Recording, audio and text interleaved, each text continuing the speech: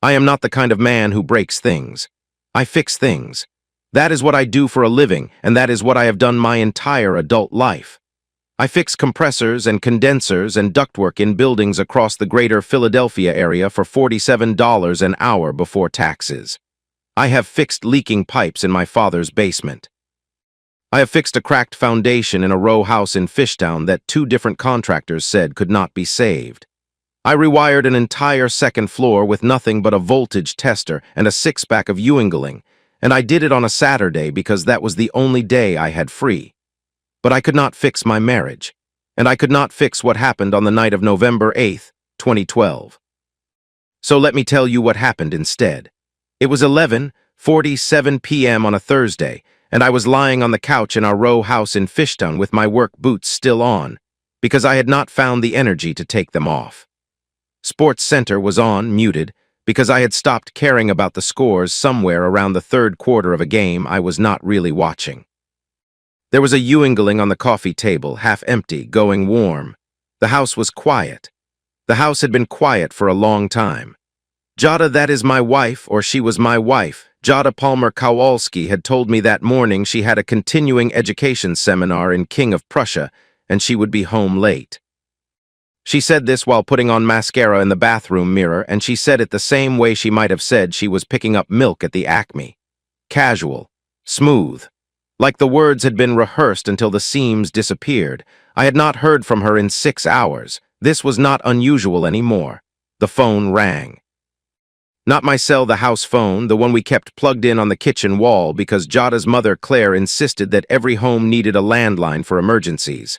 I almost did not answer it. I wish I had not answered it. But I did. A woman's voice. Calm, professional, the kind of calm that only comes from training. Mr. Kowalski, this is Janet Ockaffer. I'm a nurse at Temple University Hospital. Your wife, Jada Kowalski, has been in a severe automobile accident. She's in critical condition, collapsed lung, fractured pelvis, facial lacerations. You're listed as her emergency contact. You need to come now. I did not move. I sat there on that couch with the phone pressed against my ear, and I stared at the wall across the room, a wall I had replastered myself 3 years ago. And if you looked closely, you could still see a hairline crack running from the ceiling down to the light switch. I stared at that crack, and my hands were perfectly still, and my breathing was perfectly even, and I said, "Thank you, ma'am." "I understand." She asked if I needed directions to the hospital. I said no. I already knew something the hospital did not know. I already knew who was in that car with her. And I already knew what I was going to do about it. Now I know what you are thinking. You are thinking I must have been in shock. You are thinking a man hears his wife is in critical condition, and his first instinct is to rush to the hospital, to hold her hand, to pray, to do whatever it is that husbands are supposed to do when the worst happens. And maybe that is what a normal husband does. Maybe that is what I would have done 3 weeks earlier, before October 18th, before I came home early from a job site in Bucks County and found a phone on a kitchen counter that changed everything. Let me take you back. October 18th, 2012, a Thursday.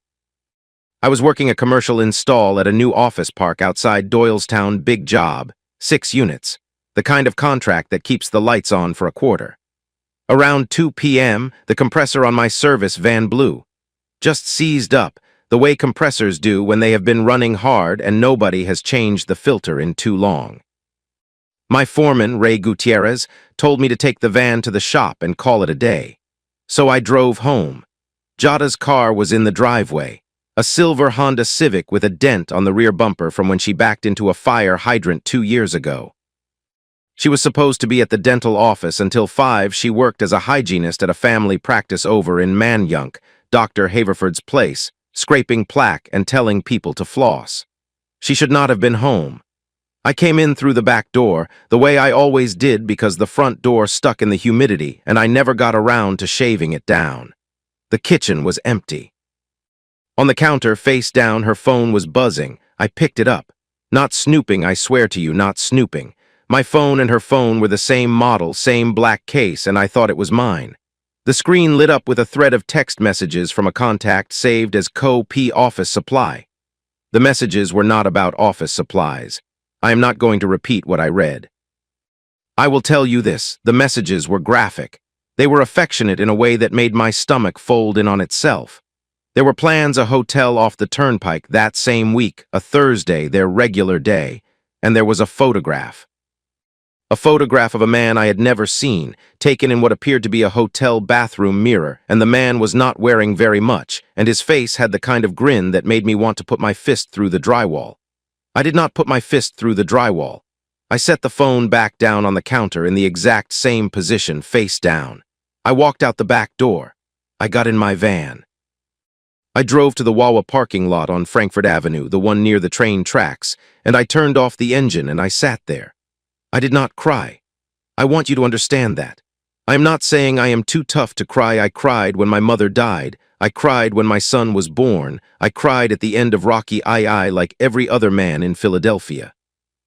But in that Wawa parking lot, with the smell of diesel and old coffee grounds coming through the vents, I did not cry.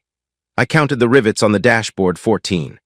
I noticed a scratch on the windshield I had never seen before, a thin white line shaped vaguely like the letter J. I stared at that scratch for a very long time.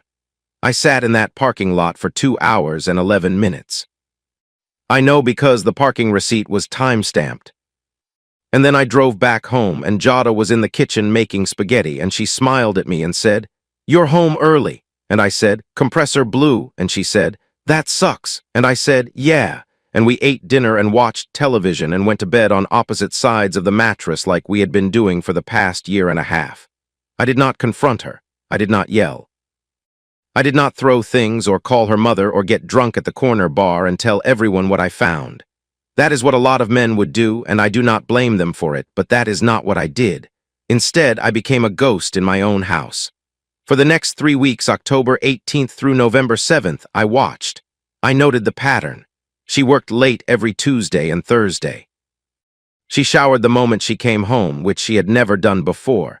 She laughed more on her phone, a light, girlish laugh that I had not heard in years, and then she killed it the second I walked into the room, switching to a flat voice and saying, "Just Kelsey being dramatic." She started sleeping with the phone under her pillow instead of on the nightstand. She bought new underwear, not the practical cotton she had worn for years, but something different, something she tucked into the back of her drawer like she was hiding evidence, which she was. One night, while she slept, I opened the laptop in the kitchen and checked our phone bill online. Dozens of calls and texts to one number. I ran the number through a reverse lookup site, one of the free ones that gives you just enough to work with. The name came back, Luke Brennan. I typed the name into Google. Pharmaceutical sales representative employed by a mid-tier company out of the King of Prussia office park. Married. Lived in Ardmore with his wife, Laura. I found his LinkedIn profile. The photograph showed a man with an expensive haircut, a smile that looked like it had been practiced in a mirror, and a Patagonia vest over a button-down shirt. He looked like the kind of guy who talks about craft beer at parties and uses the word synergy without irony.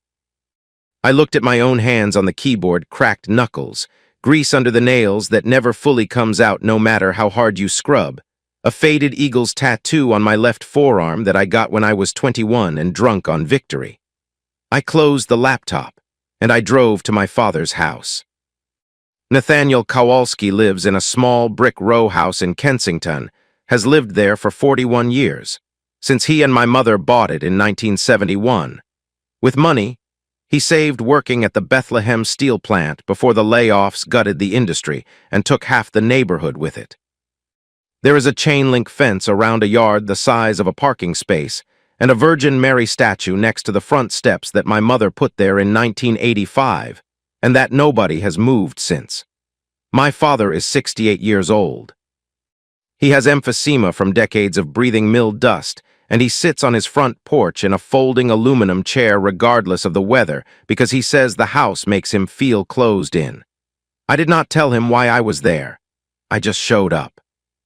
We sat on the porch and drank coffee Folgers black, the only kind he has ever made, and he talked about the Phillies and about a leak in his basement and about how the Korean grocery on the corner had started carrying the kielbasa he likes, the good kind from the place in Port Richmond that closed in 2008.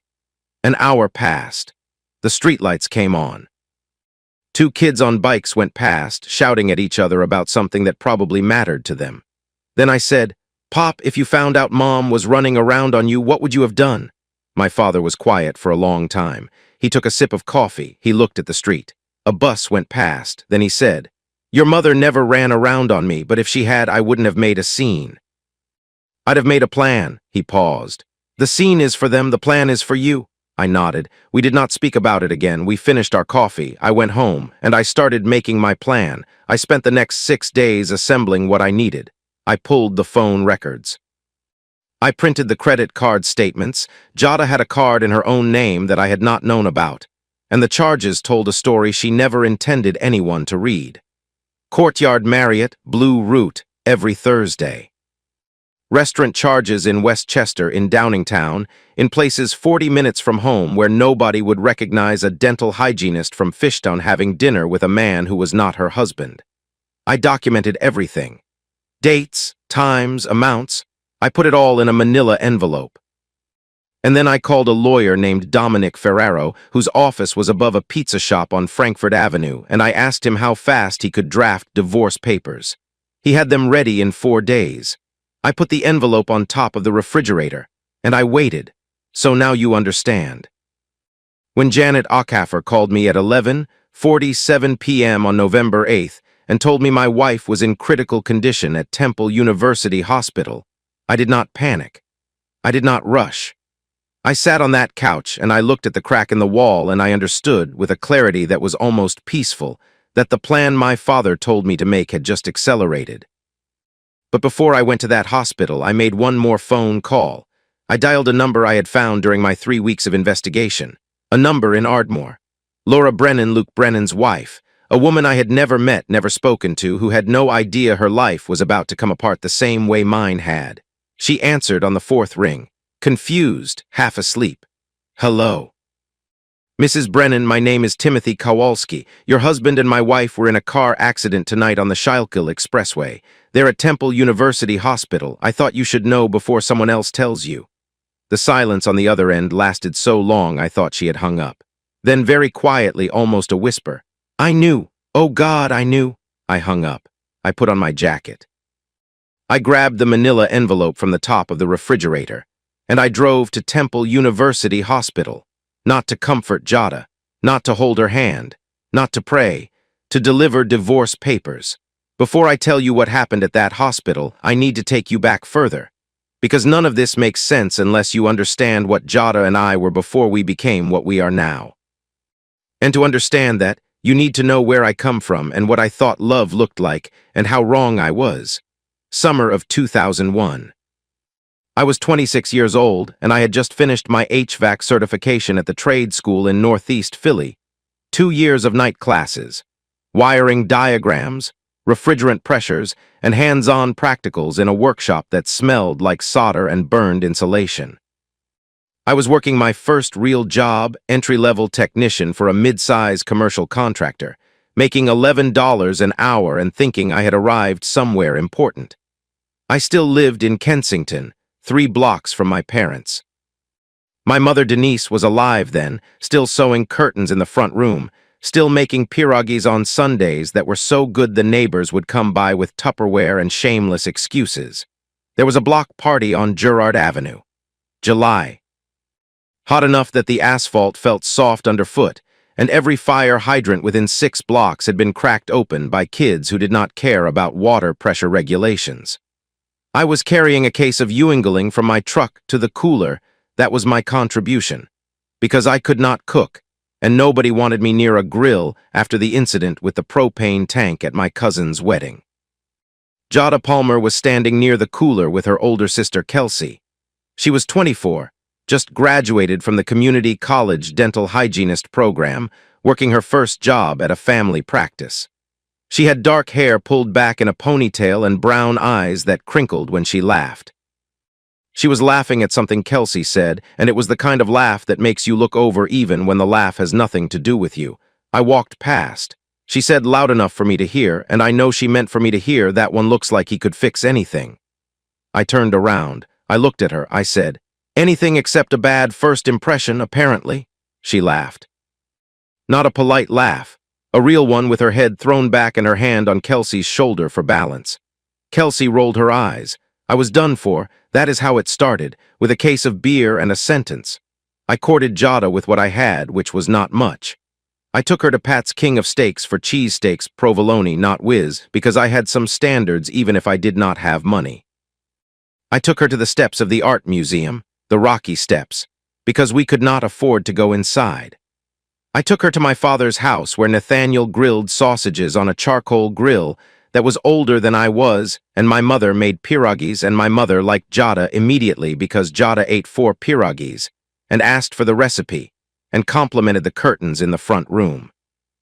My mother once told me privately in the kitchen while drying dishes, "That girl eats like she means it. That's how you know." We were married in 2003 at Mt. Carmel Baptist Church. It was a small wedding because neither of us had the money for a big one, and because most of our family was already at the church anyway. Jada wore her mother Claire's veil, yellowed lace, slightly crooked, beautiful. I wore a rented suit with sleeves that were about half an inch too short, which meant every photograph from that day shows my wrists sticking out like I had not finished growing yet. Pastor Whitfield performed the ceremony. He was younger then, thinner, with a voice that filled the sanctuary the way pipe organs are supposed to. When he said, "You may kiss the bride," I kissed her, and someone in the back pew, I think it was her brother Cody, whistled, and everyone laughed, and for about 30 seconds the world was exactly right. I should tell you about Alex. Alex is my son. He was born in 2000 from a brief earlier relationship his biological mother left when he was 6 months old, moved to Florida, and that is the entirety of her involvement in this story.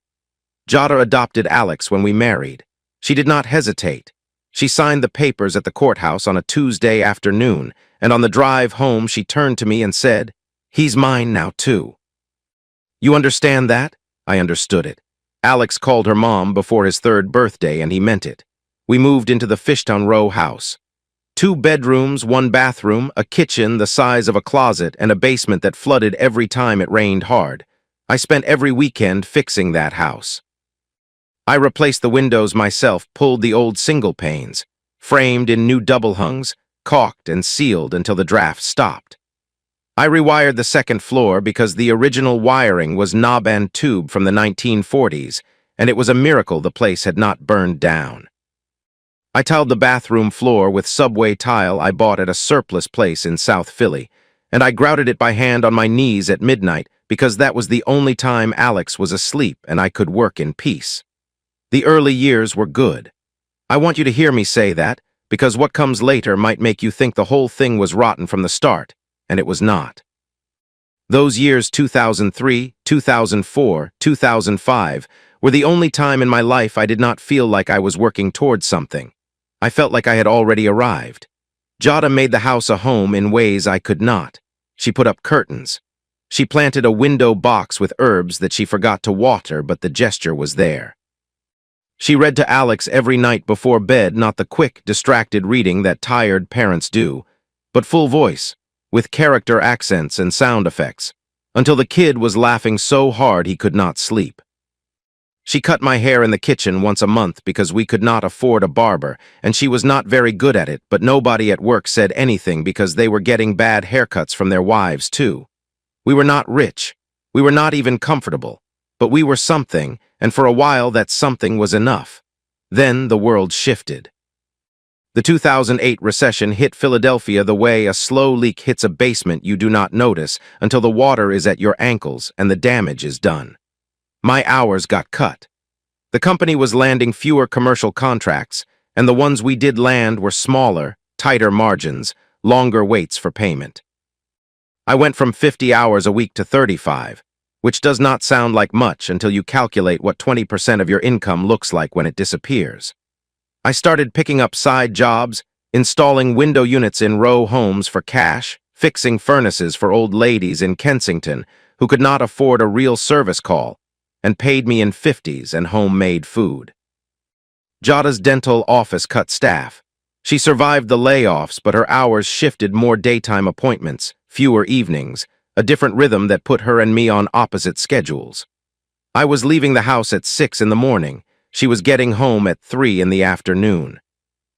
I was working side jobs on weekends. She was home with Alex watching television, waiting for me to come back smelling like refrigerant and dust. We started communicating through post-it notes on the refrigerator. Alex needs new sneakers. Paid the electric bill. Leftovers in the container with the blue lid. That was our marriage for a while, little yellow squares of paper with practical information and no emotion. The bedroom became a place where we slept on opposite edges of the mattress, our backs to each other, a no-man's land of cold sheet between us. I tried.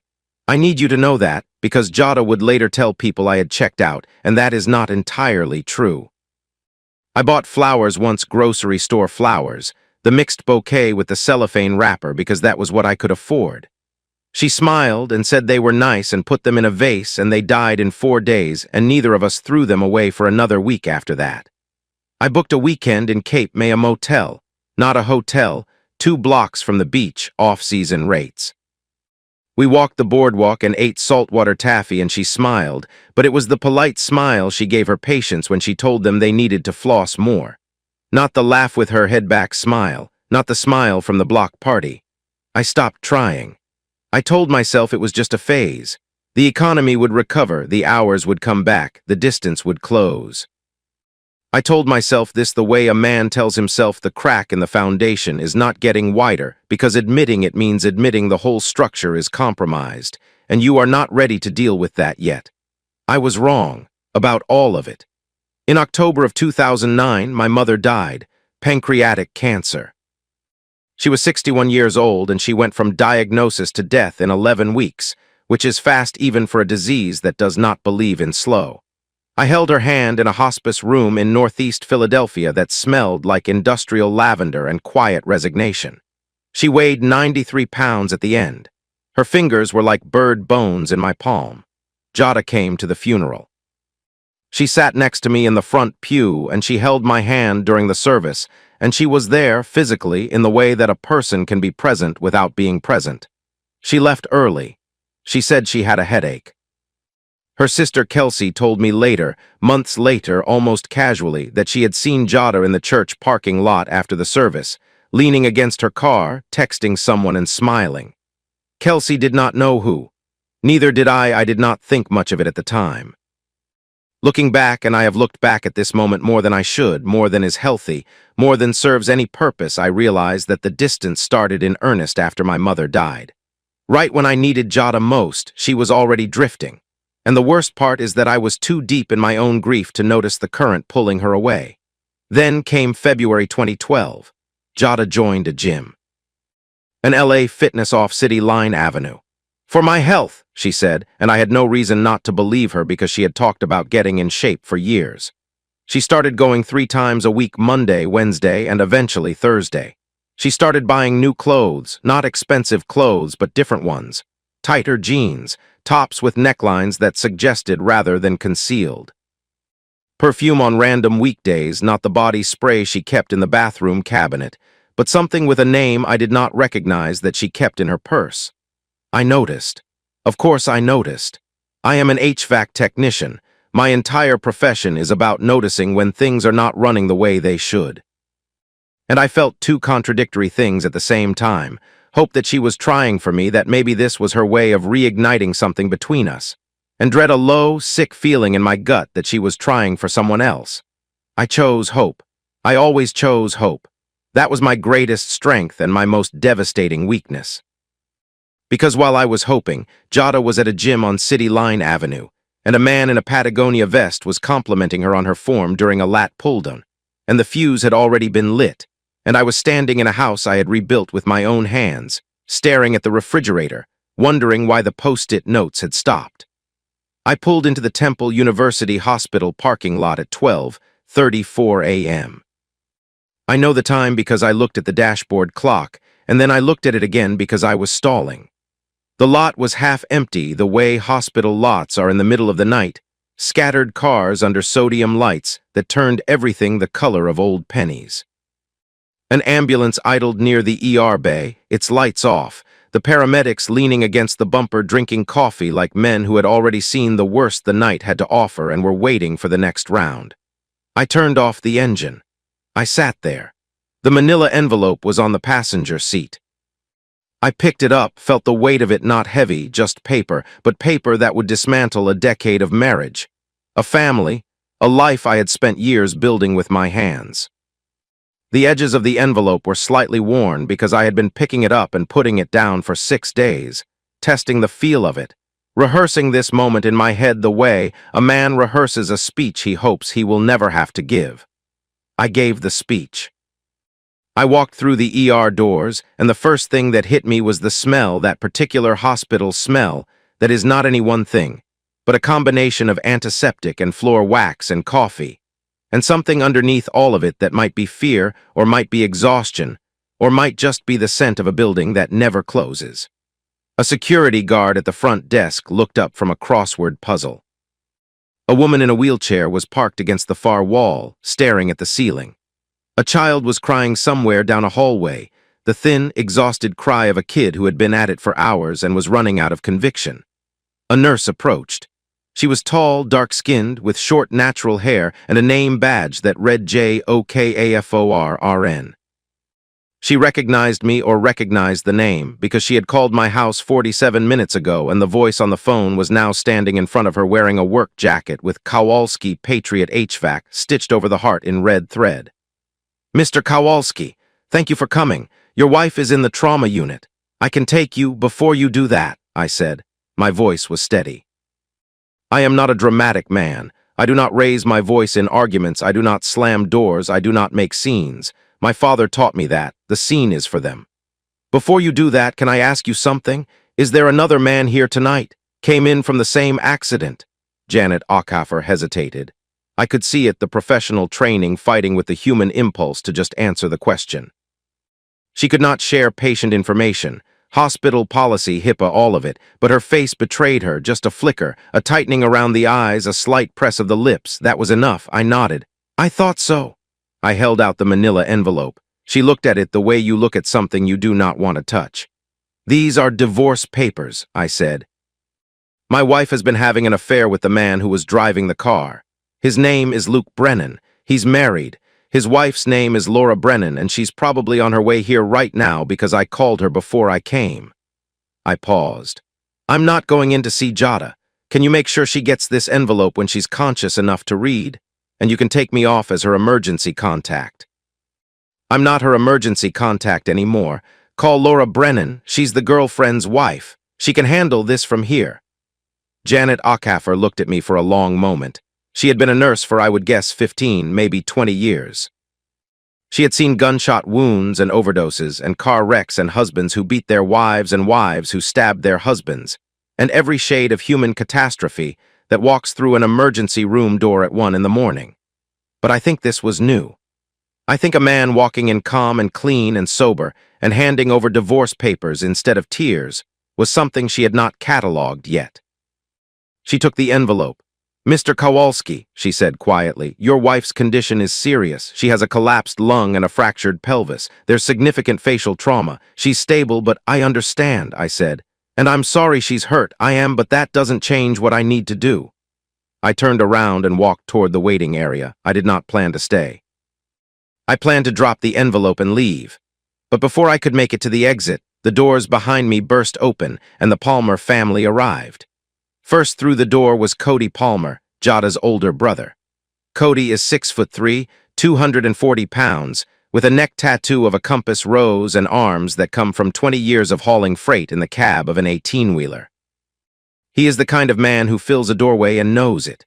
Behind him came Claire Palmer, Jada's mother, 63, retired school cafeteria worker, a woman who had spent her life feeding other people's children, and who now stood in a hospital lobby with mascara running down her face and her coat buttoned wrong. And behind Claire, moving slower, came Kelsey Palmer Watts, Jada's older sister. Kelsey is a school bus driver. She is also the only person in the Palmer family who had looked me in the eye in the past 3 weeks without flinching, and I would find out later that she was the only one who had suspected the truth. Cody spotted me. He crossed the lobby in 4 strides and got in my face, close enough that I could smell the chewing tobacco on his breath and the diesel that never quite leaves a trucker's skin. "What the hell happened to my sister?" I was sitting. I looked up at him. I was not afraid of Cody Palmer, not because I am brave, but because fear requires energy and I had spent all of mine. I said she was in a car with another man. His name is Luke Brennan. He was driving. You want to know what happened? Ask him. He's in a room down the hall. The air went out of the room. I have heard that expression before and always thought it was a cliché, but it is not. It is a real physical thing. You can feel the oxygen leave. Claire grabbed Cody's arm. Her fingers dug into his jacket and her mouth opened, but nothing came out. Cody's face went through about 4 emotions in 2 seconds: confusion, disbelief, anger, and then something that might have been recognition, as if a puzzle piece he had been holding for months had just snapped into place. Kelsey sat down in the chair across from me. She put her face in her hands. She did not say a word. She did not need to. Kelsey knew. She had not known the specifics, but she had known the shape of it, the late nights, the new clothes, the way Jada had started guarding her phone like it was classified intelligence. Kelsey had asked Jada about it once a month ago, and Jada had laughed and said she was being paranoid. Kelsey was not being paranoid. Kelsey was right. Meanwhile, and I did not see this part, I learned about it later from Laura herself. Laura Brennan arrived at the hospital. She came alone. She was wearing sweatpants and a winter coat thrown over a nightgown because when a stranger calls you at midnight to tell you your husband crashed his car with another woman inside, you do not stop to coordinate an outfit. Her hair was unwashed. She wore no makeup. She walked past the security guard, past the crossword puzzle, past the crying child, and she went directly to the nurse's station. She did not go to Luke's room. She did not ask how he was. She said, "My husband was brought in from a car accident on the Schuylkill. I need to know the name of the woman who was in his car." The nurse could not tell her. Laura said, "I already know who it is. I just want to hear you say it." They did not say it. But Laura did not need them to. She stood at that nurse's station for maybe 30 seconds, very still, very composed, the way a person is composed when the alternative is collapsing. Then she asked for the paperwork required to remove herself from Luke Brennan's insurance. At 1 in the morning. In her nightgown. That is the kind of woman Laura Brennan turned out to be. Back in the waiting room, Claire Palmer found me near the vending machines. I had gone to get a coffee because I did not know what else to do with my hands, and because the alternative was standing in a lobby full of Palmers while they processed information that I had been carrying alone for 3 weeks. Claire was shaking. Her mascara had migrated down her face in streaks that made her look like a painting left out in the rain. Her voice was high and tight and trembling. "You did this. You drove her to this. She wouldn't have been out there if you'd been a better husband, if you'd paid attention, if you'd been the man she needed instead of." I let her finish. I let her get all of it out, the accusations, the blame, the desperate attempt to construct a version of events where her daughter was the victim and I was the cause. I understood it, honestly. Claire Palmer loved her daughter. That is what mothers do. And when your daughter is lying in a hospital bed with a collapsed lung and a face that will never look the same, you need someone to blame because the alternative is blaming the person you love, and that is a weight most people cannot carry. When she was done, I said quietly, "Mrs. Palmer, your daughter has been sleeping with a married man for at least 9 months. I have the phone records. I have the hotel receipts she forgot to delete from the shared credit card. I didn't drive her anywhere. She drove herself. And the man who was driving the car, his name is Luke Brennan. He sells pharmaceuticals, and he lives in Ardmore with his wife, who is also here tonight, finding out the same thing you just found out." Claire slapped me. Open hand right across the left side of my face. It stung, my ear rang. A nurse down the hallway turned to look. I did not flinch. I did not raise my hand. I did not say another word. I just turned around and walked away. There was a moment, and I will be honest with you about this because I have been honest about everything else. There was a moment on the way to the exit when I almost turned back. Not to fight, not to argue, not to make a scene. Just to go to the trauma unit and look through the glass at the woman I had loved since I was 26 years old and see for myself how badly she was broken. Because a part of me, the part that remembered the block party and the pierogies and the way she read to Alex with character voices, that part wanted to know, wanted to see her. Wanted to stand at the foot of the bed and feel something: anger, pity, love, anything that would tell me I was still human, and not just a man with an envelope and a plan. I did not turn back. I walked out of Temple University Hospital at 1:47 a.m., and I stood in the parking lot, and the November air hit my face where Claire had slapped me, and the cold felt good on the sting. Philadelphia hummed around me the way it always does, ambulance sirens in the distance, the low bass throb of someone's car stereo a few blocks over, the mechanical whir of a streetlight cycling through its routine. The city did not care what had happened to me tonight. The city keeps going. I thought about Alex, asleep at his friend Danny's house across the street from our row house. I had arranged it earlier that evening before the hospital called because I had a feeling that tonight was going to go sideways, and I did not want my son in the house when it did. Danny's mother, a woman named Rose who worked the register at the Dollar General and who never asked questions when neighbors needed help, had said, of course, no problem, send him over with his backpack. I thought about my father's words. The scene is for them. The plan is for you. The plan was in motion. The papers had been delivered. Laura Brennan had been called. The truth was out of the envelope and into the world, and there was no putting it back. But having a plan and having peace are not the same thing. I want to be clear about that, because I know some of you are listening to this and thinking I handled it perfectly, that I was cool and collected and in control. I was not in control. I was operating on something beyond control, something closer to numbness, or maybe stubbornness, or maybe just the particular Philadelphia blue-collar refusal to fall apart in public, because the people who raised you did not fall apart in public, and you will be damned if you are the first one to break the chain. I got in my van. I drove to Kensington. I parked in front of my father's house. The porch light was on, which meant he was still up, which meant he had been waiting, which meant he knew something was happening even though I had not told him what. I went inside. The couch had a blanket folded on one end and a pillow from the spare bedroom. Nathaniel was in his chair in the front room, watching the television with the sound turned low. He looked at me. I looked at him. Neither of us said anything. I lay down on the couch. He got up slowly because his lungs do not let him move fast anymore, and he put the blanket over me and turned off the porch light. I stared at the ceiling of my father's house in the dark, listening to him breathe in the next room, the shallow, raspy breathing of a man whose lungs are slowly failing him, and I tried to sleep. I did not sleep, but I was there. I was still there. And in the morning I would get up and go to work and figure out the next thing, because that is what we do. That is what the men in my family have always done. We get up. We go to work, we fix what can be fixed, and we learn to live with what cannot. In Fishtown, walls are thin and voices carry. You sneeze in your kitchen, your neighbor says, bless you, from theirs. So when a married woman ends up in the trauma ward at Temple with a man who is not her husband, you do not need the evening news. You need about 12 hours and one person at the corner bar with a loose mouth. By Saturday morning, everybody knew. I walked into Wawa on Frankfurt Avenue at 6:15 a.m. to get coffee before a service call in Bensalem.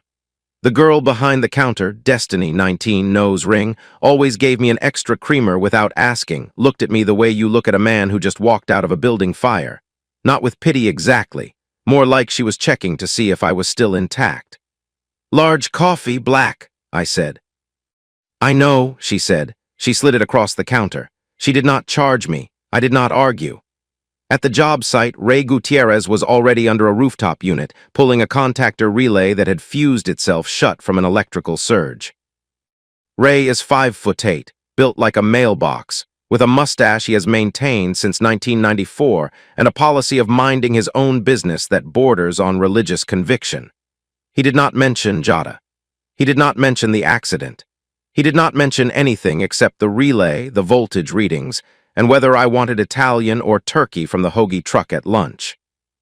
That evening he showed up at my father's house with a six-pack of Ewingling and sat on the porch and said nothing for 20 minutes. He drank 2 beers. I drank 2 beers.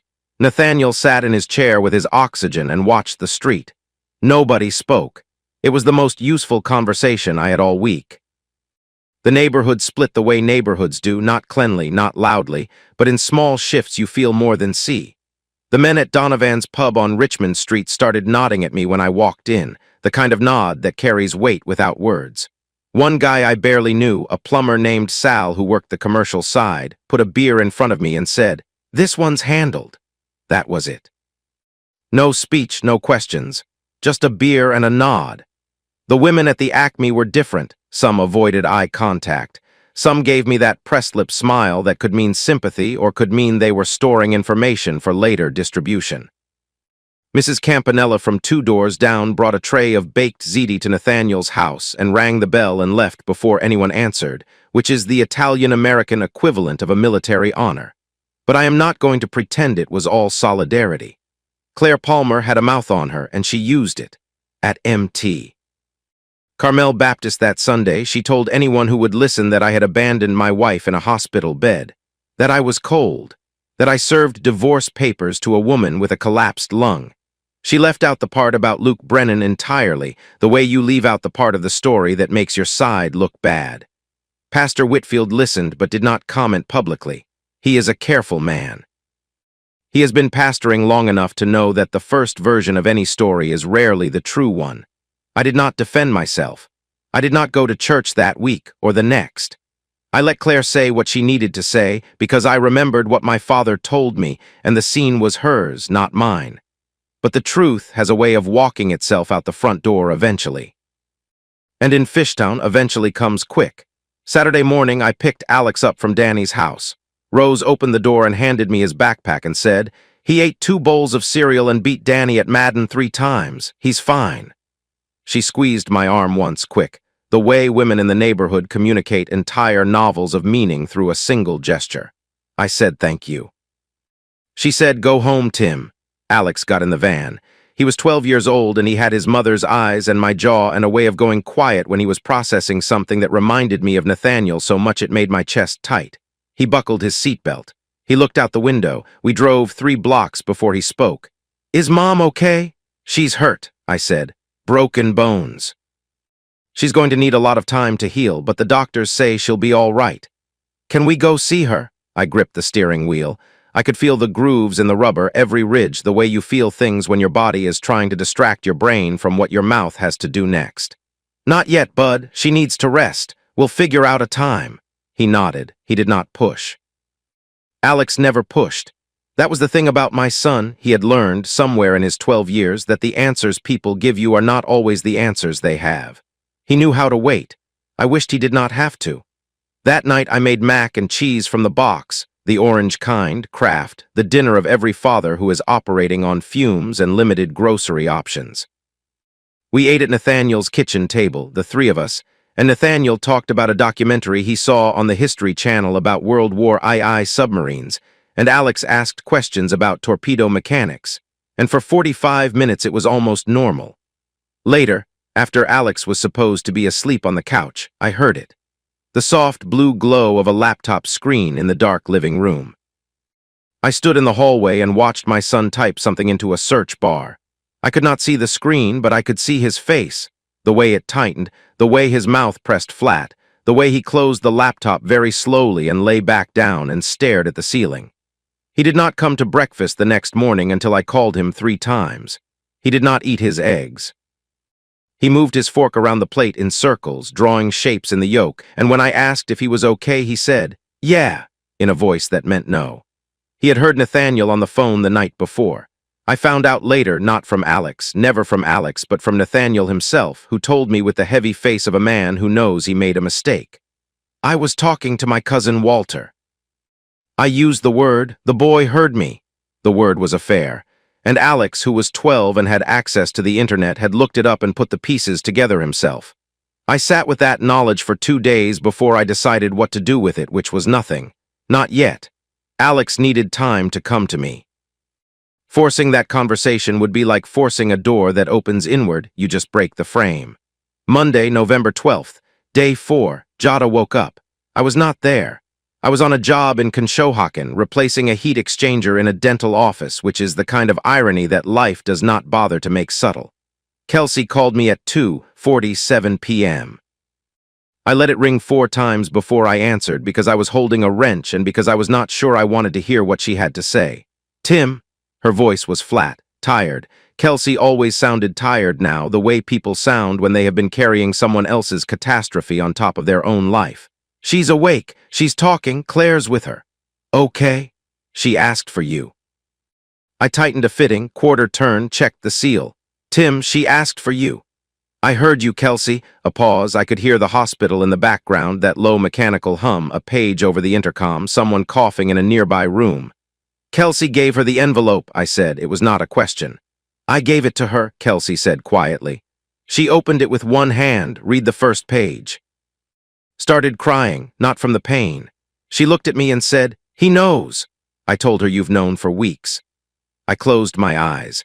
I was kneeling on a tile floor in a dental office in Conshohocken with a wrench in my hand, and my wife was 30 minutes away in a hospital bed reading the document that would end our marriage.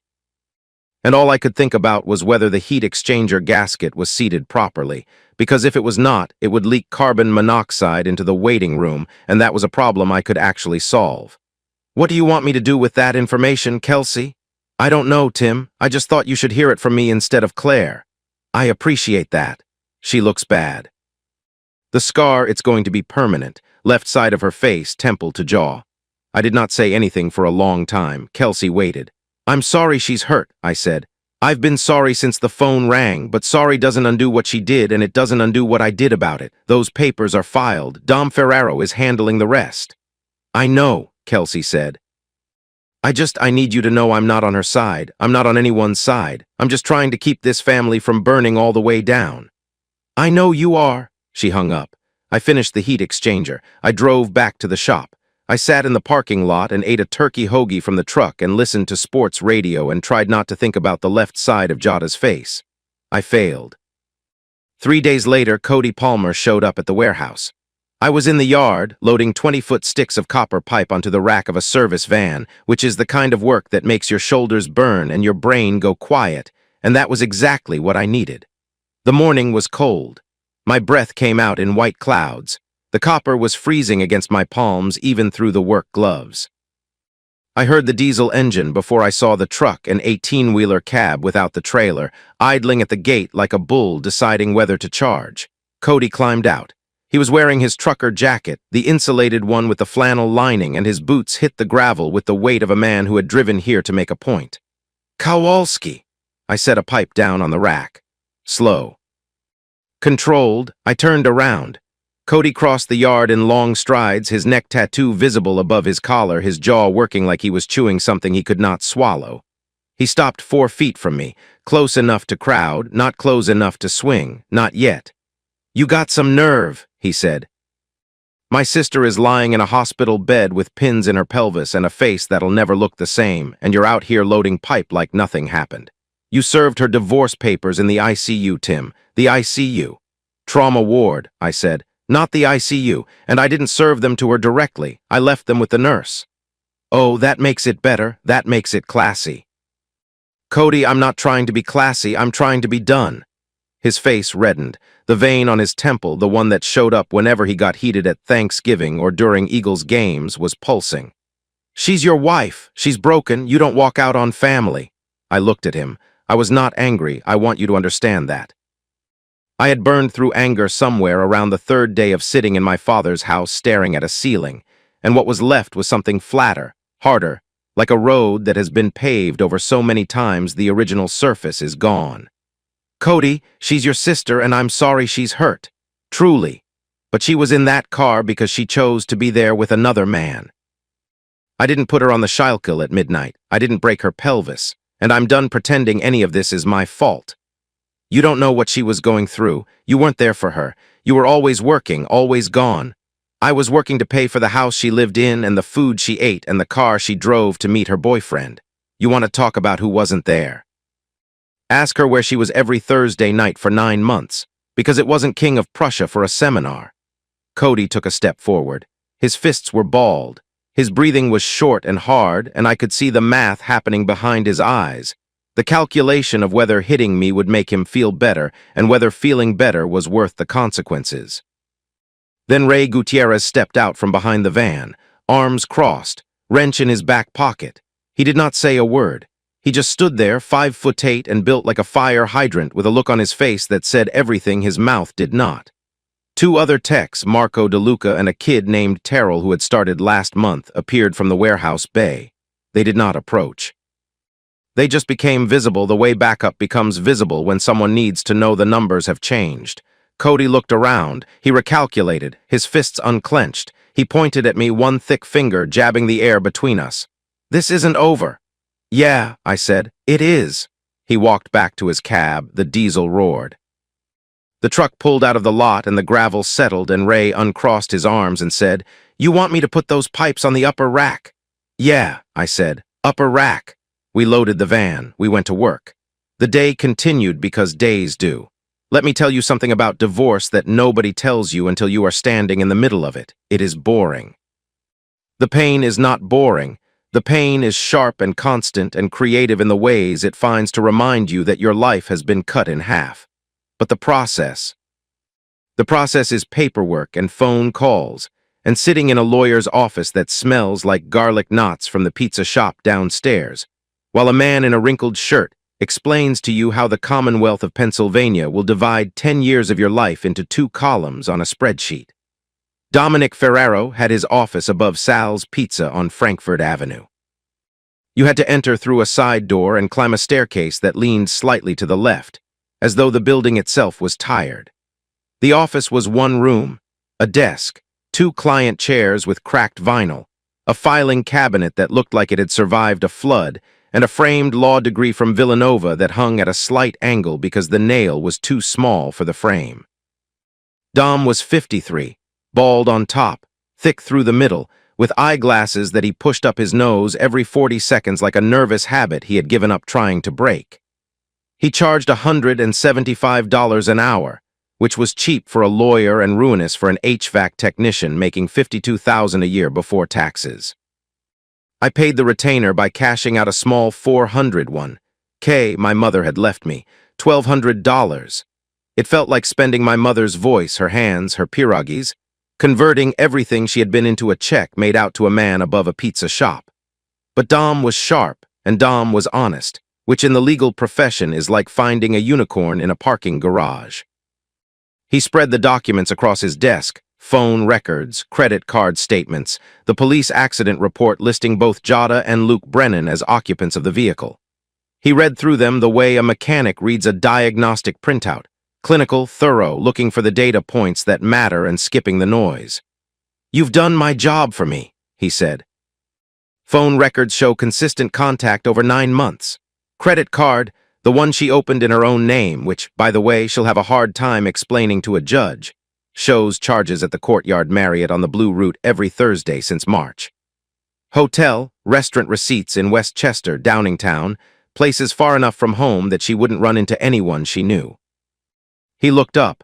Pennsylvania is a no-fault state, which means technically the infidelity doesn't matter for the divorce itself, but it matters for asset division. It matters for custody, and it matters for the judge's mood, which is the thing nobody puts in the textbook but every lawyer knows. So what happens now? She gets served, formally. The papers you left at the hospital, that was a gesture, and I respect it, but legally we need proper service. I'll have a process server deliver them to her at the house once she's discharged. Then we wait. She'll file a response. She'll get a lawyer. There'll be discovery, depositions, mediation. Could take 6 months, could take a year. I don't have a year's worth of money, Dom. He pushed his glasses up. Nobody does. That's the secret of family law. Everyone goes broke trying to divide what they had. We keep this efficient. We don't fight over the dishes. We fight over the kid and the house. Everything else is noise. And then Jada's response landed on Dom's desk like a grenade with the pin pulled. She hired a lawyer, a woman named Catherine Albrecht from a firm in Center City, the kind of firm with a lobby and a receptionist and framed awards on the wall. Claire Palmer paid for it. I found out later that Claire took a second mortgage on her row house in West Oak Lane to cover the retainer, which was either an act of extraordinary maternal love or an act of extraordinary denial, and I suspect it was both. Albrecht filed a response that read like fiction. According to the document, I was emotionally absent. I had failed to meet Jada's emotional and physical needs for an extended period. The marriage had been functionally over for years before the formal separation.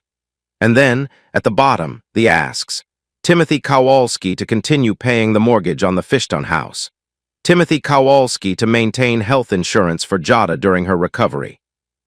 And this was the one that made Dom actually lean back in his chair, Jada Kowalski to receive primary custody of Alex, given the father's irregular work schedule and the child's need for maternal stability. I read it twice in Dom's office.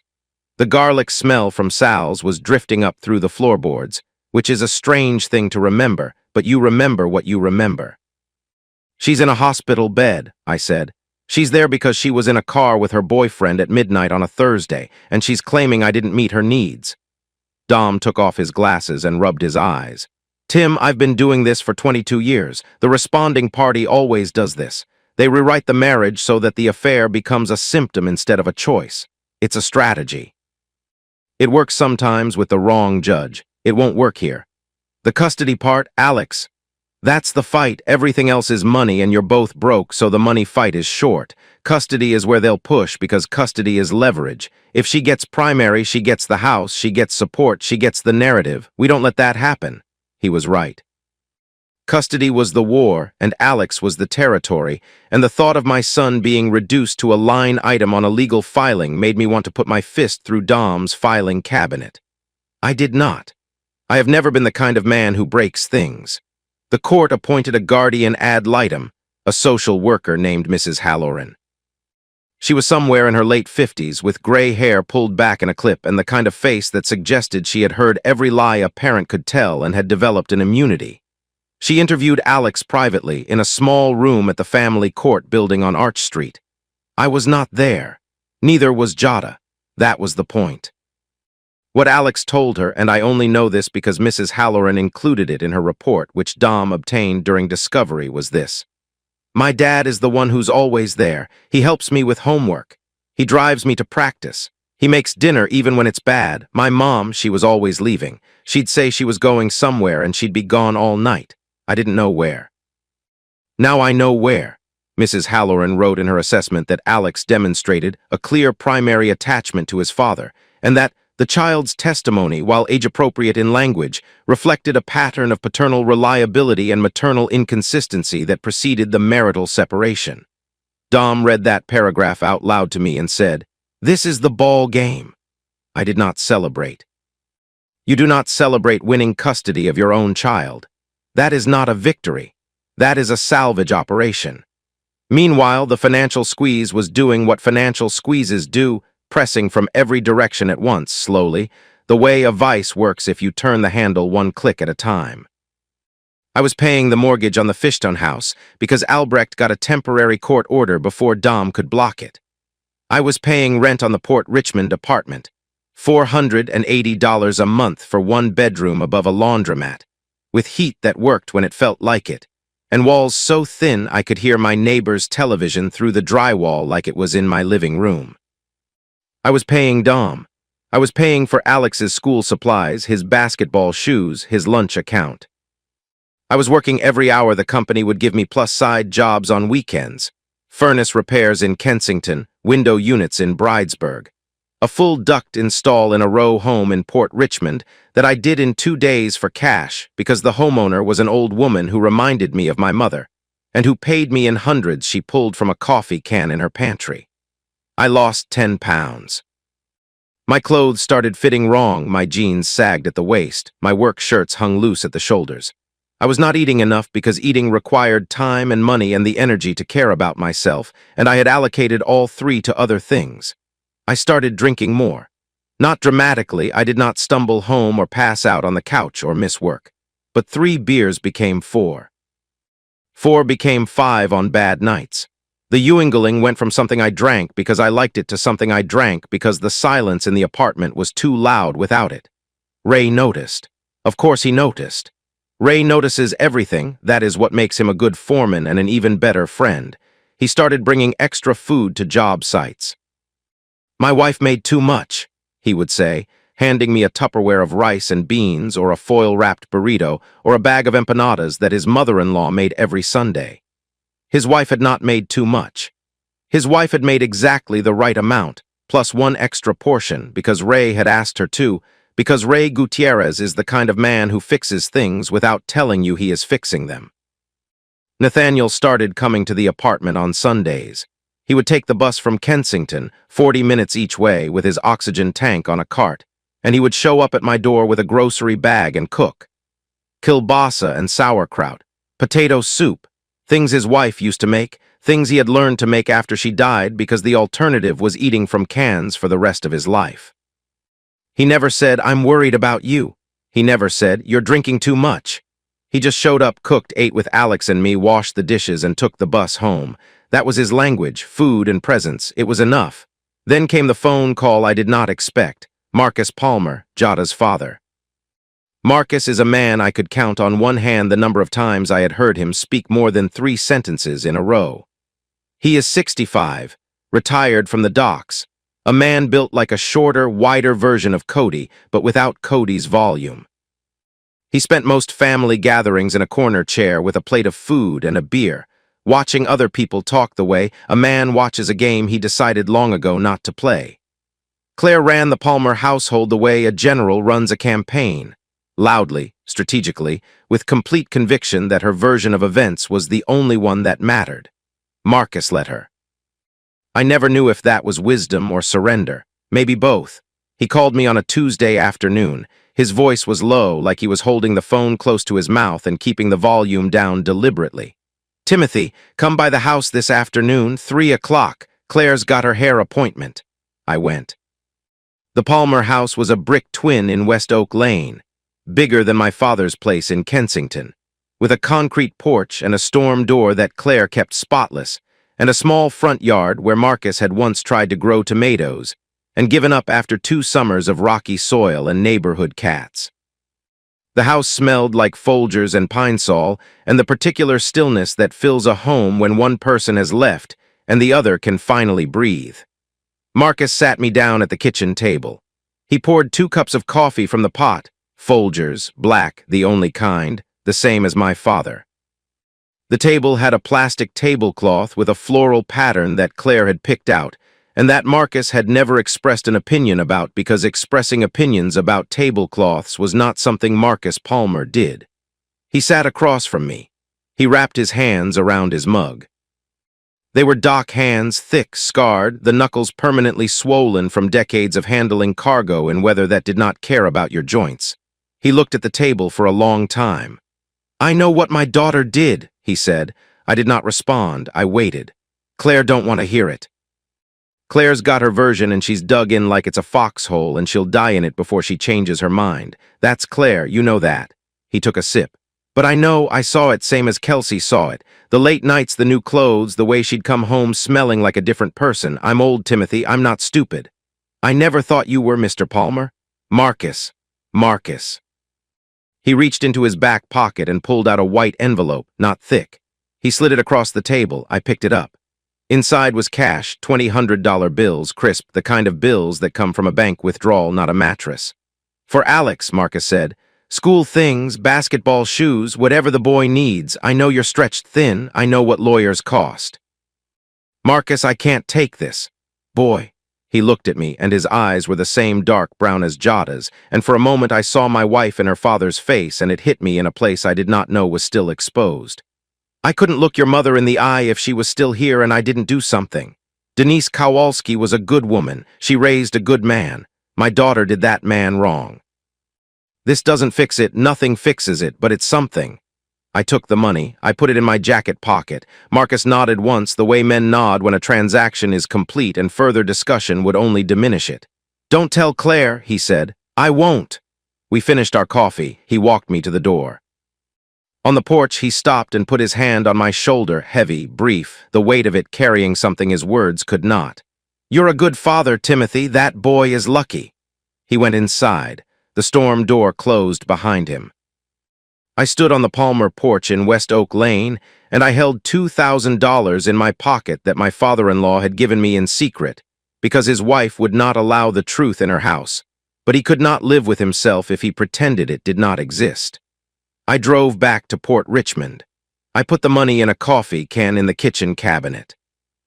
And I sat at the table, and I drank my coffee, and I thought about Marcus Palmer, a man I had underestimated for 10 years, sitting in his corner chair, watching, saying nothing, seeing everything.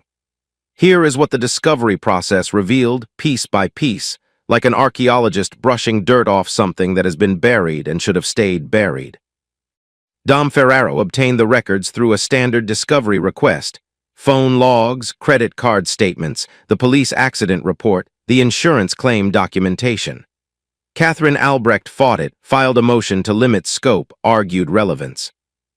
The judge, a woman named Honorable Patricia Ewan, who had been on the family court bench for 17 years, and who looked at lawyers the way a veteran teacher looks at students who have not done the reading, denied the motion.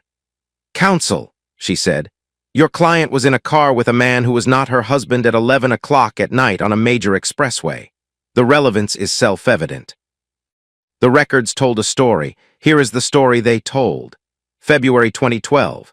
LA Fitness, City Line Avenue. Jada signed up on a Monday. Luke Brennan was already a member, had been for a year, the kind of member who comes 4 times a week not because he is disciplined, but because the gym is where he hunts.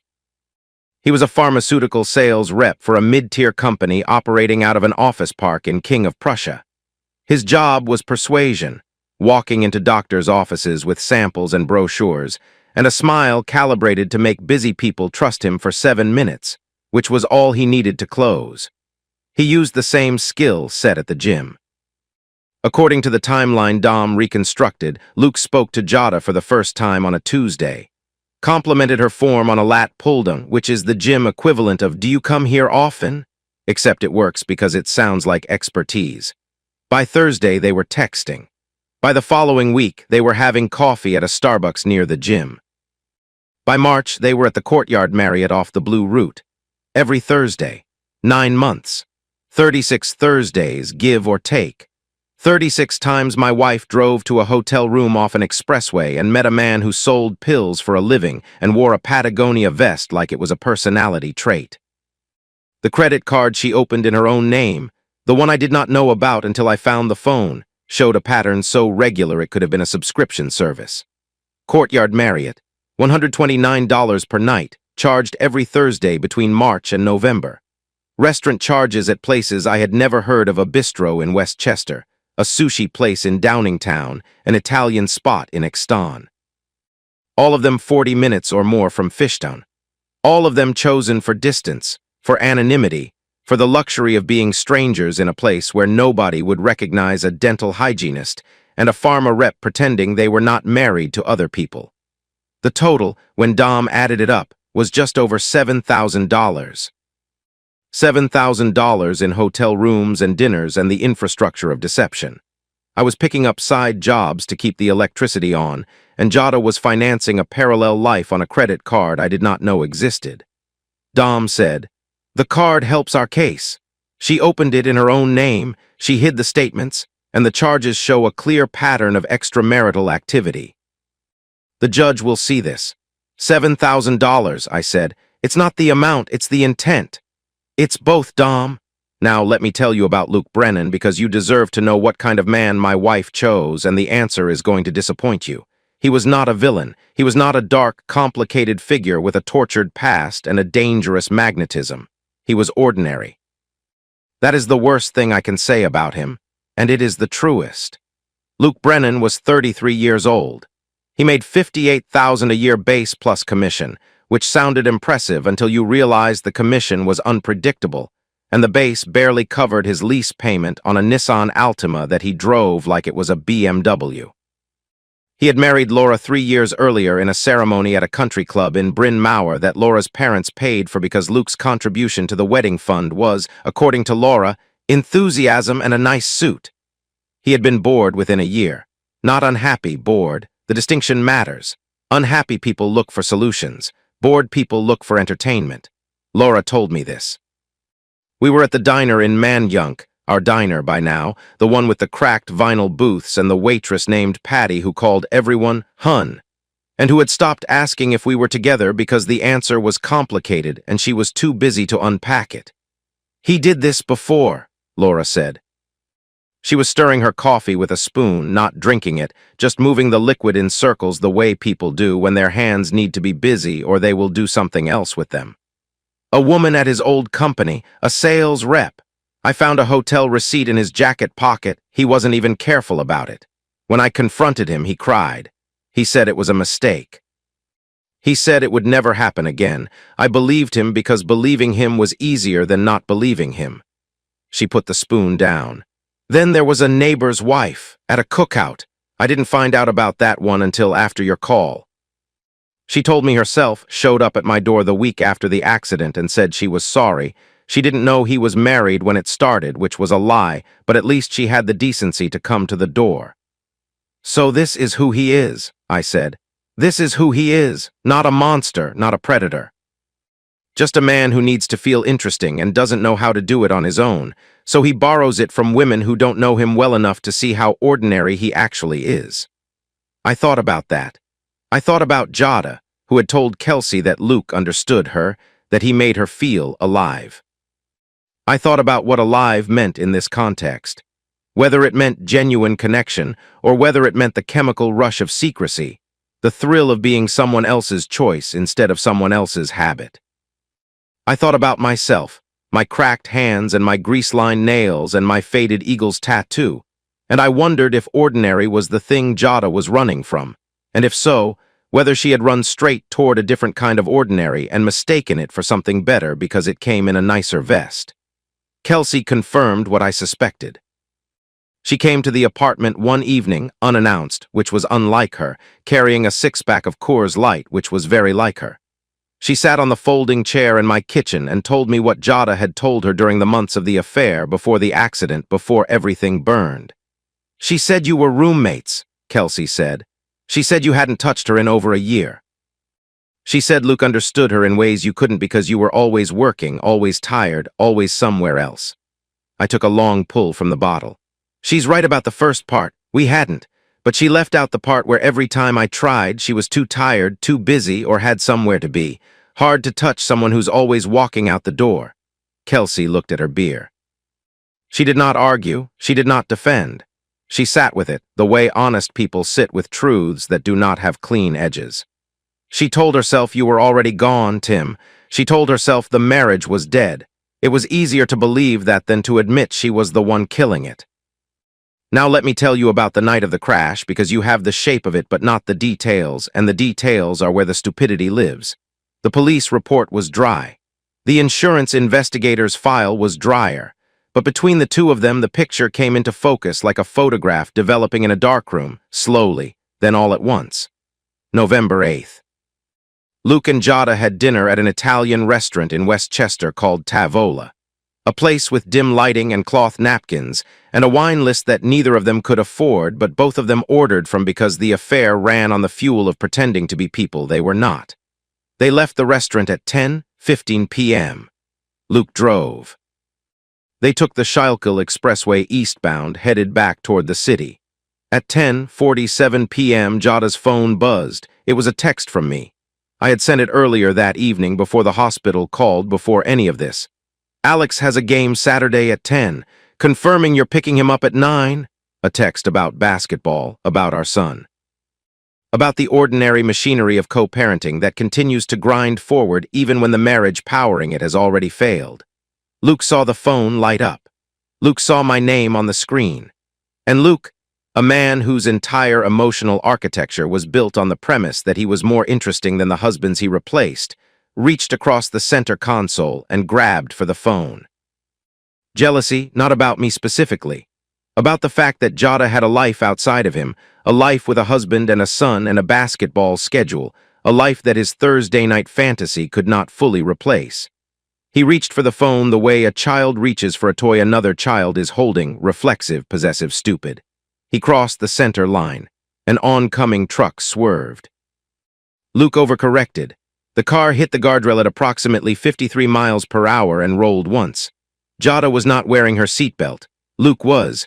The physics were simple and brutal. The car stopped. Jada did not. A text about basketball practice. That is what caused this. A 12-year-old Saturday morning game. The randomness of it sits in my chest like a stone I cannot cough up. It is too ridiculous to be tragic and too tragic to be ridiculous. And it lives in the space between those two things where nothing makes sense and everything hurts. Luke's injuries healed in weeks. Broken collarbone, concussion, cuts on his forearms from the windshield. He was discharged before Thanksgiving. He moved out of Laura's house. Or rather, Laura moved his things out for him, packed into trash bags she left on the front porch of their Ardmore home like garbage waiting for pickup, which is what it was. He did not visit Jada. Not once. Not in the hospital, not during rehab, not when she was learning to walk again with pins in her pelvis and a scar running from her temple to her jaw. He did not call. He did not send flowers. He did not send a card or a text or a single gesture that acknowledged 9 months of shared beds and restaurant dinners and the wreckage he left behind. When Jada texted him, Kelsey told me this, weeks later, her voice quiet and careful, like she was handling something fragile. The response came 12 hours later. 6 words, I think it's best if we don't contact each other anymore. I'm sorry for everything. Take care. Take care. 2 words. The same 2 words you say to a cashier at the grocery store. The same 2 words you say to a coworker you will forget by the next fiscal quarter. Take care. Kelsey was in the room when Jada read it. She watched her sister's face go through 3 stages, pain, shock, and then something worse than both, recognition. The slow, grinding recognition that she had not been special. She had not been the exception. She had not been the woman who finally reached the part of Luke Brennan that no one else could reach because that part did not exist. She was just the next one. She was just available. And now she was broken and scarred and alone in a house her husband had rebuilt, and the man she had burned her life down for could not be bothered to pick up the phone. She turned the phone face down on the hospital blanket, and Kelsey said she made a sound, not a cry, not a word, just a sound, low and wounded. The kind of sound that comes from a place below language, below thought, from the place where the body understands what the mind has not yet accepted. Kelsey did not tell me this to make me feel sympathy.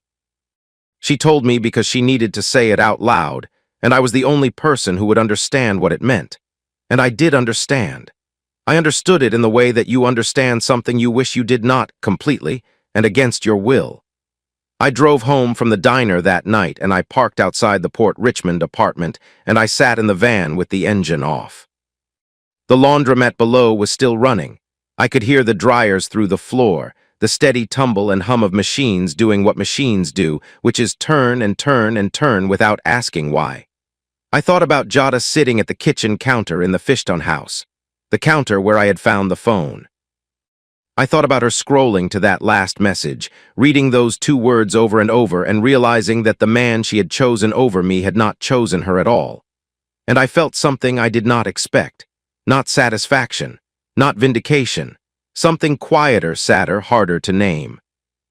Something like grief for a person I used to love, watching them discover what I had already learned, that the thing they burned everything down for was never real. I went upstairs. Alex was asleep on the fold-out couch, one arm hanging over the edge, his mouth slightly open, his basketball shoes in a heap by the milk crate nightstand.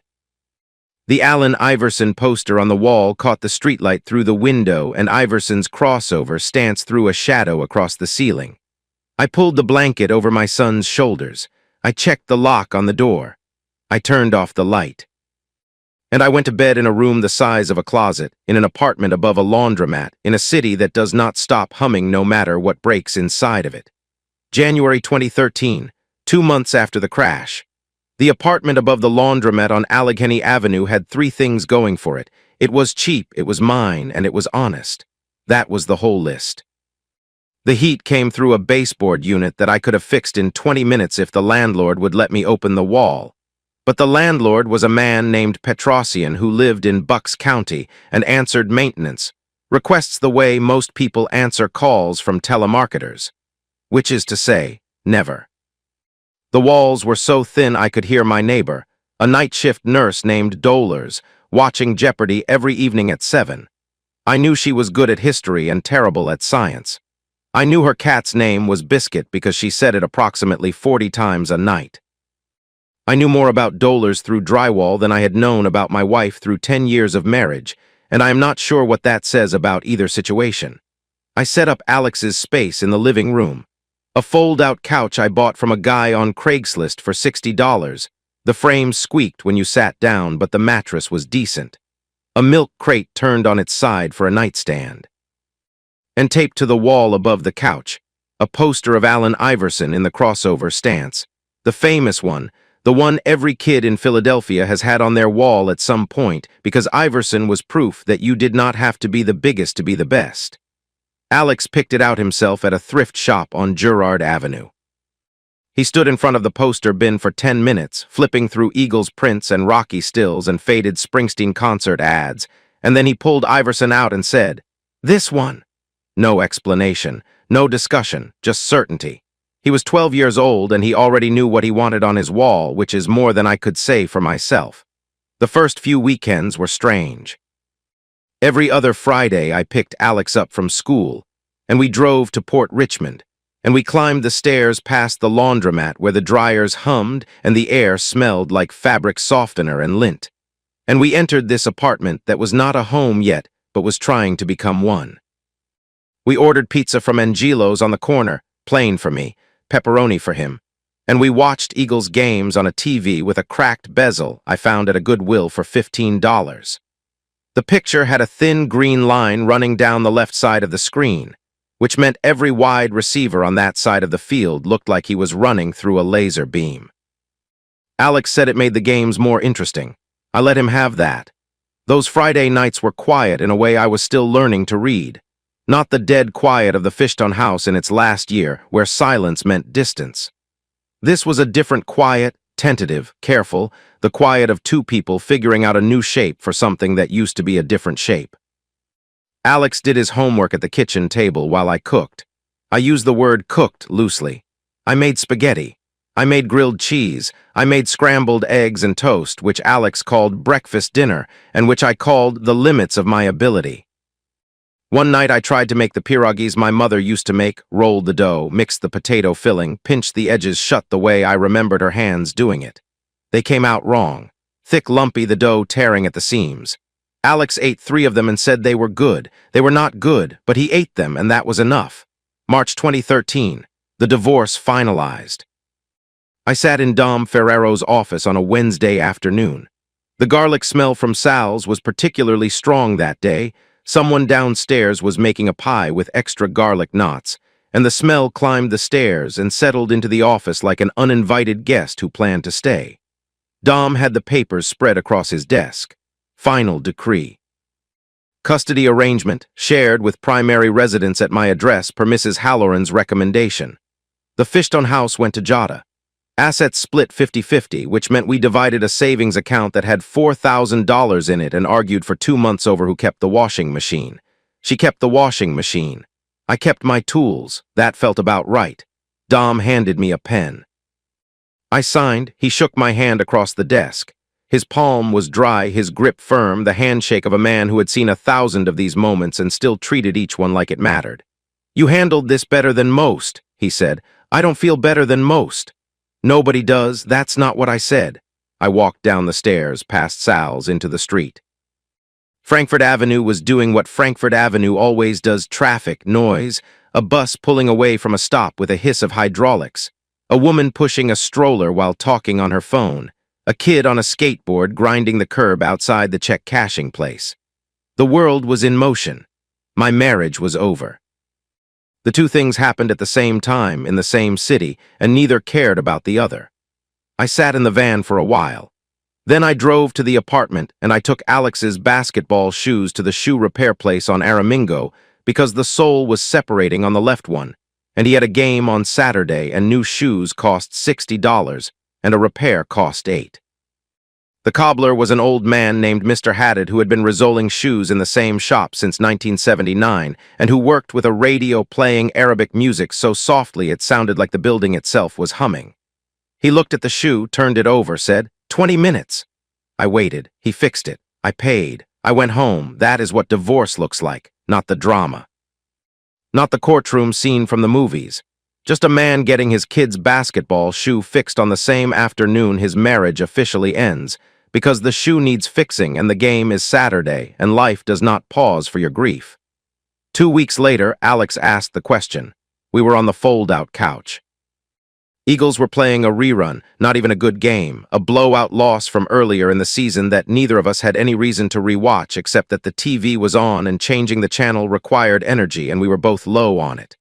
The green line on the screen cut through the secondary like a fault line. "Dad!" Yeah. Did Mom cheat on you? His voice was flat, not angry, not sad.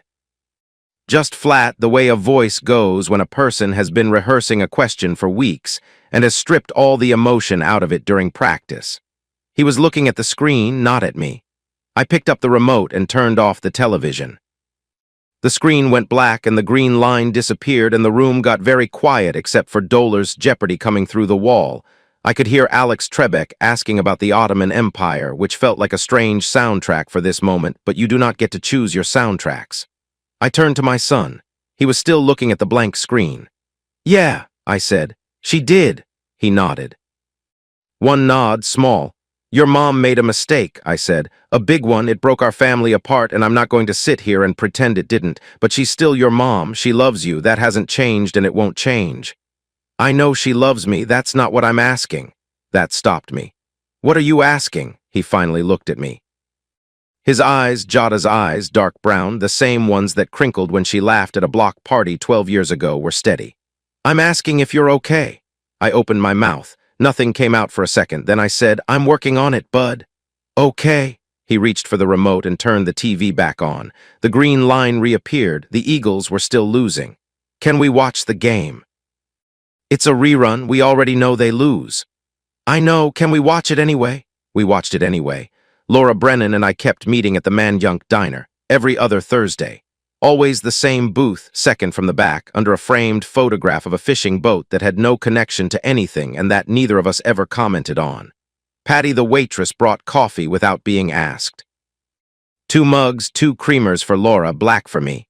Patty had stopped trying to figure out what we were to each other and had settled on the simplest explanation, which was that we were regulars, and regulars got coffee without having to explain themselves.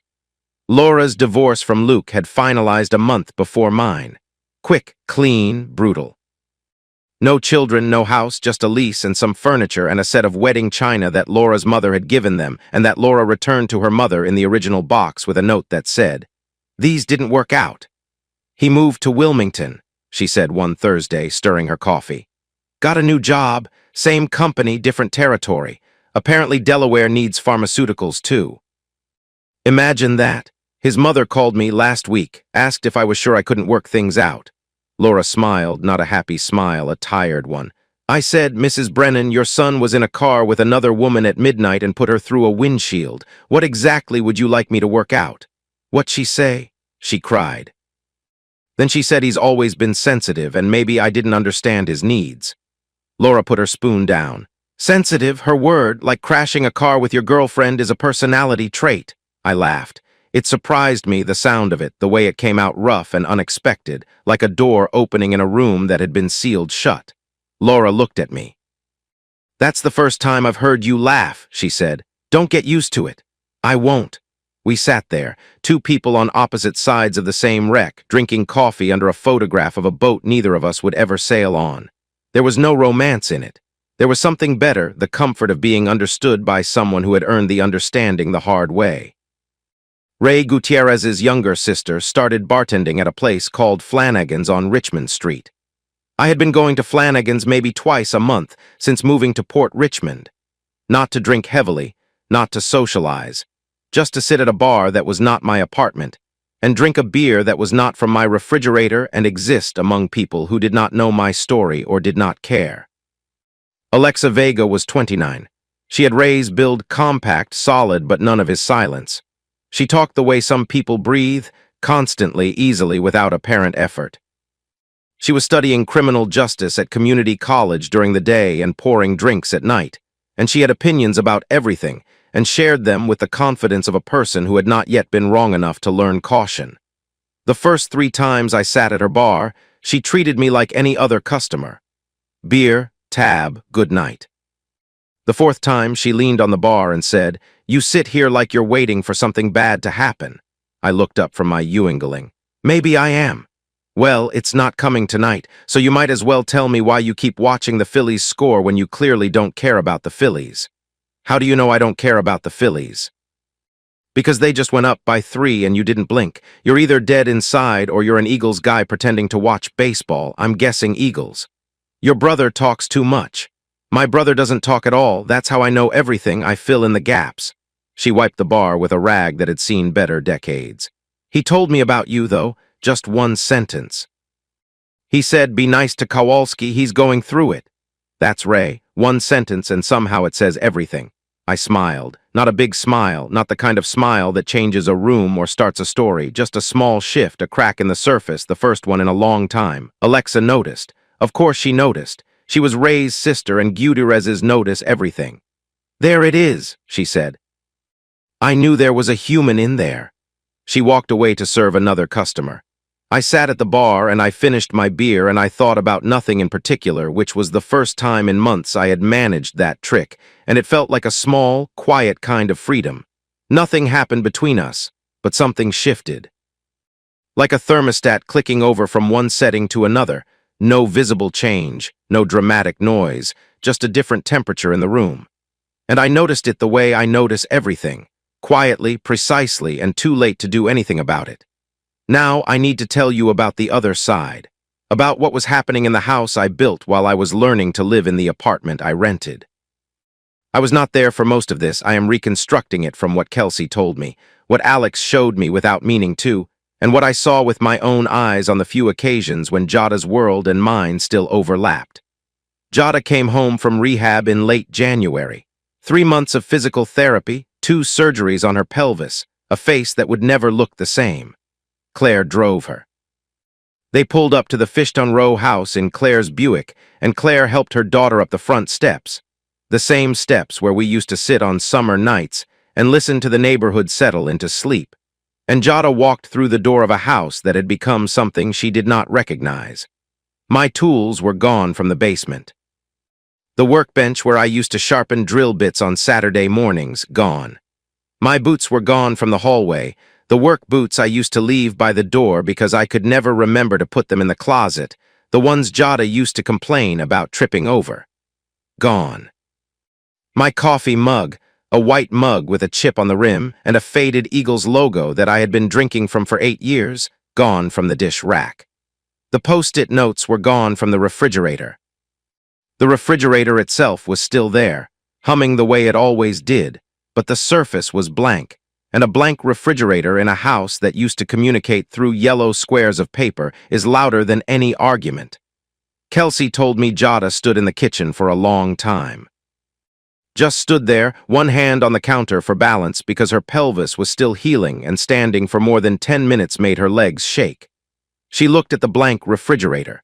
She looked at the counter where her phone had been on October 18th, face down, buzzing with messages that were not about office supplies. She looked at all of it, and Kelsey said her face did something complicated. Not crying, not anger, just a slow collapse of the expression you wear when you realize the thing you took apart cannot be reassembled. Claire moved in as caretaker. This was Claire's war footing. She cooked, she cleaned, she drove Jada to physical therapy appointments, and she talked. Lord, did she talk. At church, she told anyone who would listen that Timothy Kowalski was a cold man who had abandoned his injured wife. At the Acme, she told the checkout girl. At the hair salon, she told her stylist, who told 3 other clients, who told their husbands, who told the men at Donovan's, who shook their heads because they already knew the real story and Claire's version did not match. But behind the closed door of the Fishton house, the narrative Claire had built started showing cracks, and the cracks started with Kelsey. It happened at Claire's kitchen table in West Oak Lane, a Sunday afternoon. Kelsey had come for dinner. Terrence, her husband, had dropped her off and gone to watch the game at his brother's house, because Terrence Watts was a smart enough man to know when Palmer family dinners were about to become Palmer family battles. Claire was at the stove.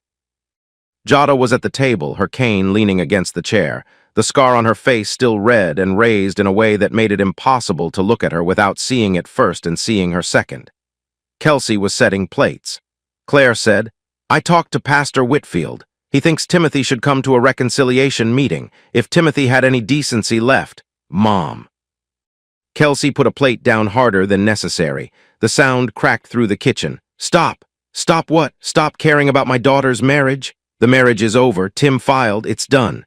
It's not done until God says it's done. Kelsey closed her eyes, opened them, looked at Jada, who was staring at the table the way a student stares at a test they have not studied for.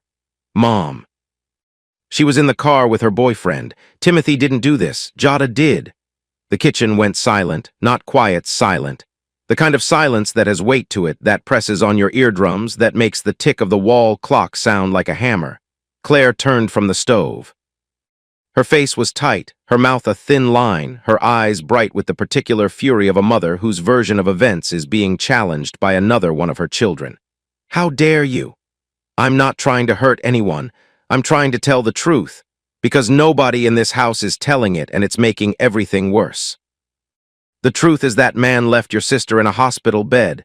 The truth is that Jada was sleeping with a married man for 9 months, and everybody in this room knows it. Claire crossed the kitchen. Her hand came up fast, the same open palm swing she had used on me in the hospital hallway, the same motion, the same anger. It caught Kelsey on the left cheek. The sound was sharp and flat and final. Kelsey did not flinch. She held her cheek. She looked at her mother. Then she looked at Jada, who had not moved, who had not spoken, who was sitting at the table with her cane and her scar and her silence. "Call me when you're ready to stop pretending," Kelsey said. She picked up her coat. She walked out the front door. She did not come back for 2 months. Jada sat at the table. Claire went back to the stove. Neither of them spoke. The wall clock ticked. The silence stayed. Jada started calling me in February. The first call came at 9 p.m. on a Tuesday. I was on the couch in Port Richmond reading a manual for a new condensing unit the company had started installing. The phone screen lit up, JADA. I watched it ring. 4 rings, then voicemail. She did not leave a message. She called again Wednesday, Thursday, the following Tuesday. I did not answer, not out of cruelty, or maybe partly out of cruelty, I am honest enough to admit that, but mostly because I had nothing to say that the divorce papers had not already said, and because hearing her voice would cost me something I could not afford to spend. She texted, "Can we talk?" Then, "I just need 5 minutes." Then, "Tim, please." The please had no punctuation, no period, no question mark, just the word hanging there on the screen like a hand reaching across a gap that was too wide to cross. I did not respond. Then the letter came, 4 pages. Handwritten on lined paper torn from a spiral notebook, the kind with the ragged edge where the perforations did not tear clean. Her handwriting was smaller than I remembered, tighter, more careful, as if she was rationing the space the way you ration something you are afraid of running out of. She wrote about feeling invisible. About the years of post-it notes and opposite schedules, and a bed that felt like a border between 2 countries that had forgotten they used to be one. She wrote about Luke, not defending him, not romanticizing him, but trying to explain how a man who complimented her at a gym became a man she drove 40 minutes to meet in a hotel room. She wrote, "He made me feel like someone was looking at me, not past me, not through me, at me. I know that sounds stupid. I know it was stupid. But when you haven't been seen in years, stupid starts to look like sunlight." She wrote about the accident, about waking up in a hospital bed and asking for me and getting a manila envelope instead. About reading the first page of the divorce filing with one working hand and understanding, in that single moment, that I had known for weeks and had said nothing, and that my silence was worse than any argument because it meant I had already made my decision and she never got a chance to fight for us. She wrote, "I'm not asking you to forgive me. I don't think I would forgive me. I'm asking you to know that I'm sorry, not the kind of sorry that wants something back, just the kind that sits there because it has nowhere else to go." I read the letter once, at the kitchen table. The coffee was getting cold. The laundromat downstairs was running, that steady hum of dryers that had become the background music of my new life. I folded the letter along its creases, carefully, the way you fold something you are not sure you want to keep but are not ready to throw away. I put it in the kitchen drawer, under a takeout menu, and a screwdriver I kept meaning to return to the toolbox. I did not write back.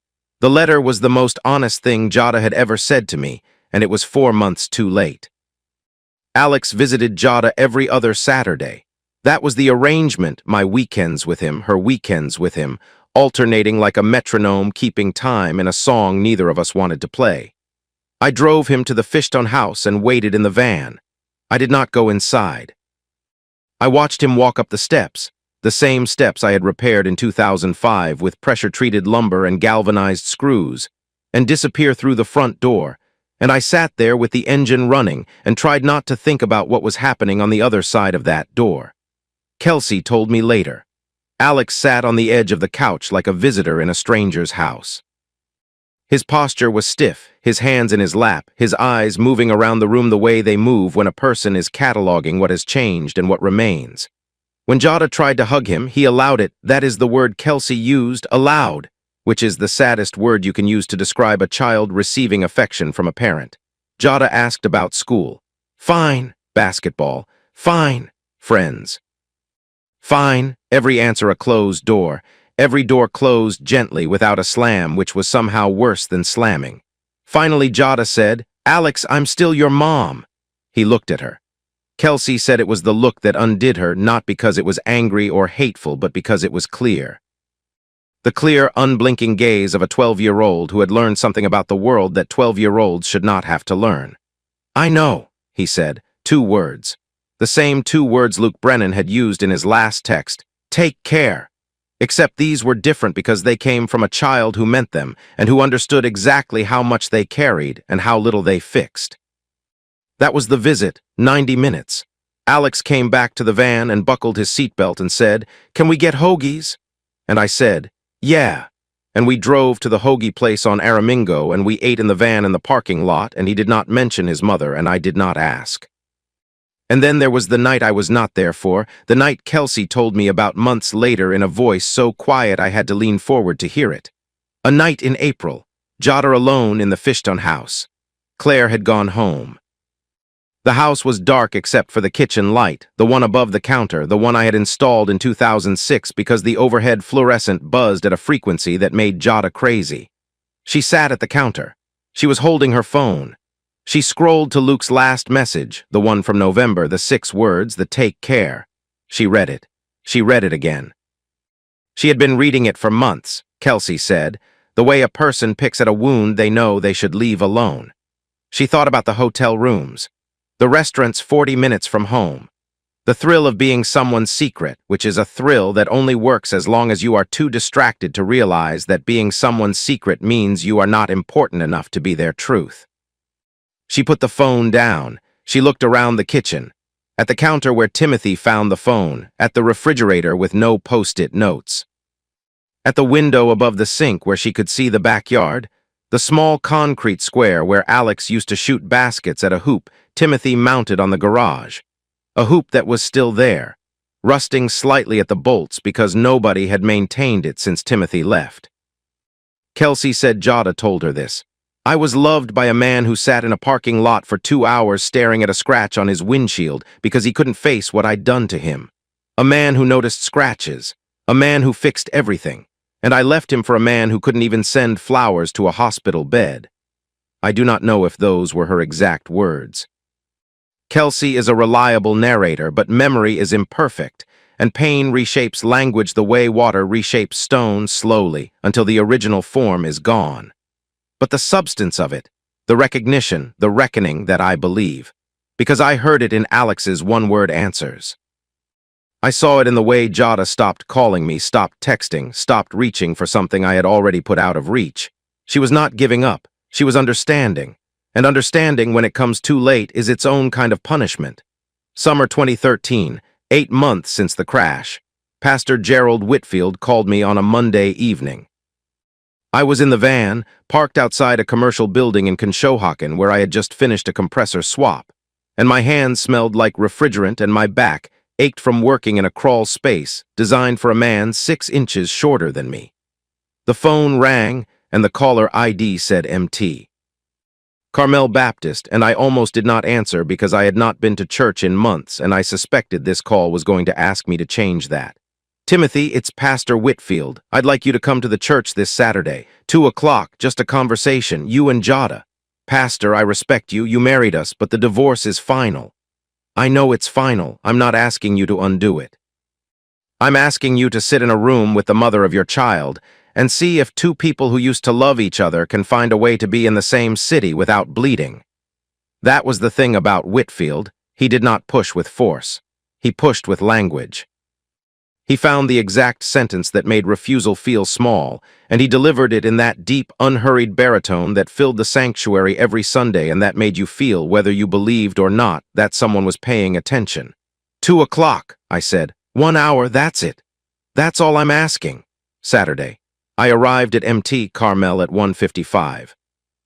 The church was empty except for Whitfield, who was sitting in the front pew in slacks and a polo shirt. No robes, no formality, just a man in a building waiting for two people who used to be one.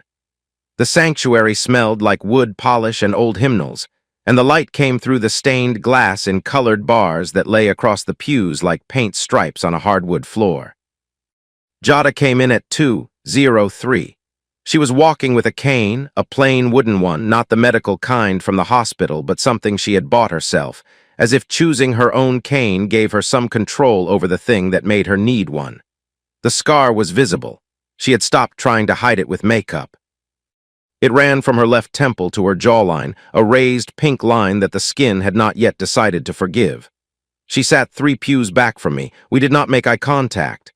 Whitfield stood between us. He did not stand at the pulpit. He stood in the aisle like a man standing between 2 cars that might collide. "I'm not here to fix anything," he said. "I don't have the tools for that, and I suspect neither do you. I'm here because you have a son who goes to this church's youth group and who deserves parents who can be in the same room without the room catching fire." Jada spoke first. Her voice was thinner than I remembered, not weak, but worn, the way a voice sounds when it has been used for crying more than talking. "I'm sorry, Tim.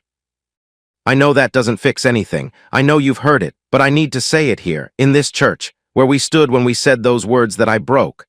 I looked at the pew in front of me. The wood was scratched near the hymnal rack. Someone had carved initials into it years ago, so shallow you could barely see them. I traced them with my finger while she spoke. "I did a terrible thing. I lied to you, I lied to myself. I told myself you'd already left when the truth is I was the one leaving, and the man I left for didn't even think enough of me to pick up the phone when I was in a hospital bed." She paused. Her cane tapped the floor once, involuntary, a tremor in her hand. "I'm not asking for you back. I know that's gone. I'm asking if we can be 2 people who share a kid without hating each other. Because I see the way Alex looks at me and it's killing me, Tim. It's killing me slower than the accident." I sat with that. The stained glass threw a bar of blue light across my hands. I could hear traffic outside, Germantown Avenue buses, the city going about its afternoon without any interest in what was happening inside this building. "Pastor," I said, "I respect you and I respect this church, but I'm not going to sit here and perform forgiveness for an audience. Forgiveness isn't a meeting. It's not something I can schedule between a job in Conshohocken and picking up my kid from practice." I turned and looked at Jada for the first time. The scar, the cane, the eyes that used to crinkle when she laughed at a block party. She was 35 years old and she looked like she had lived 50 of those years in the last 8 months. "If you're sorry," I said, "show it. Be a good mother to Alex. Get your life together. Build something. That doesn't need me in the room. That doesn't need a meeting or a church or a pastor. That just needs you doing the work every day, the same way I've been doing it." Whitfield nodded. He did not push. He did not quote scripture. He did not try to tie a bow on something that had no bow. After we left separately from different doors, Whitfield sat in the front pew for a while. He told a deacon later, a man named Russell who told Ray who told me, "That man's got more dignity than most I've counseled, and more pain than he's showing." He was right about both. Something happened in the neighborhood after that. Something I did not ask for and did not know how to carry. People started being kind. Not dramatic kindness, not the kind that announces itself and waits for applause. The quiet kind, the Philadelphia kind. Mrs. Yoon at the laundromat started folding my clothes when I left them in the dryer too long. She left them outside my door in a neat stack with a note in careful handwriting. "No charge, you seem busy." My boss, a man named Frank Battaglia, who had owned the HVAC company for 30 years and who communicated primarily through grunts and work orders, called me into his office one afternoon. I thought I was in trouble. He slid a piece of paper across the desk, a pay raise. $2 an hour, not much, enough. "You earned it," he said. That was the entire conversation. At Donovan's pub, men I barely knew started nodding at me differently, not the casual nod of recognition. A slower nod, a heavier one, the kind that carries something behind it.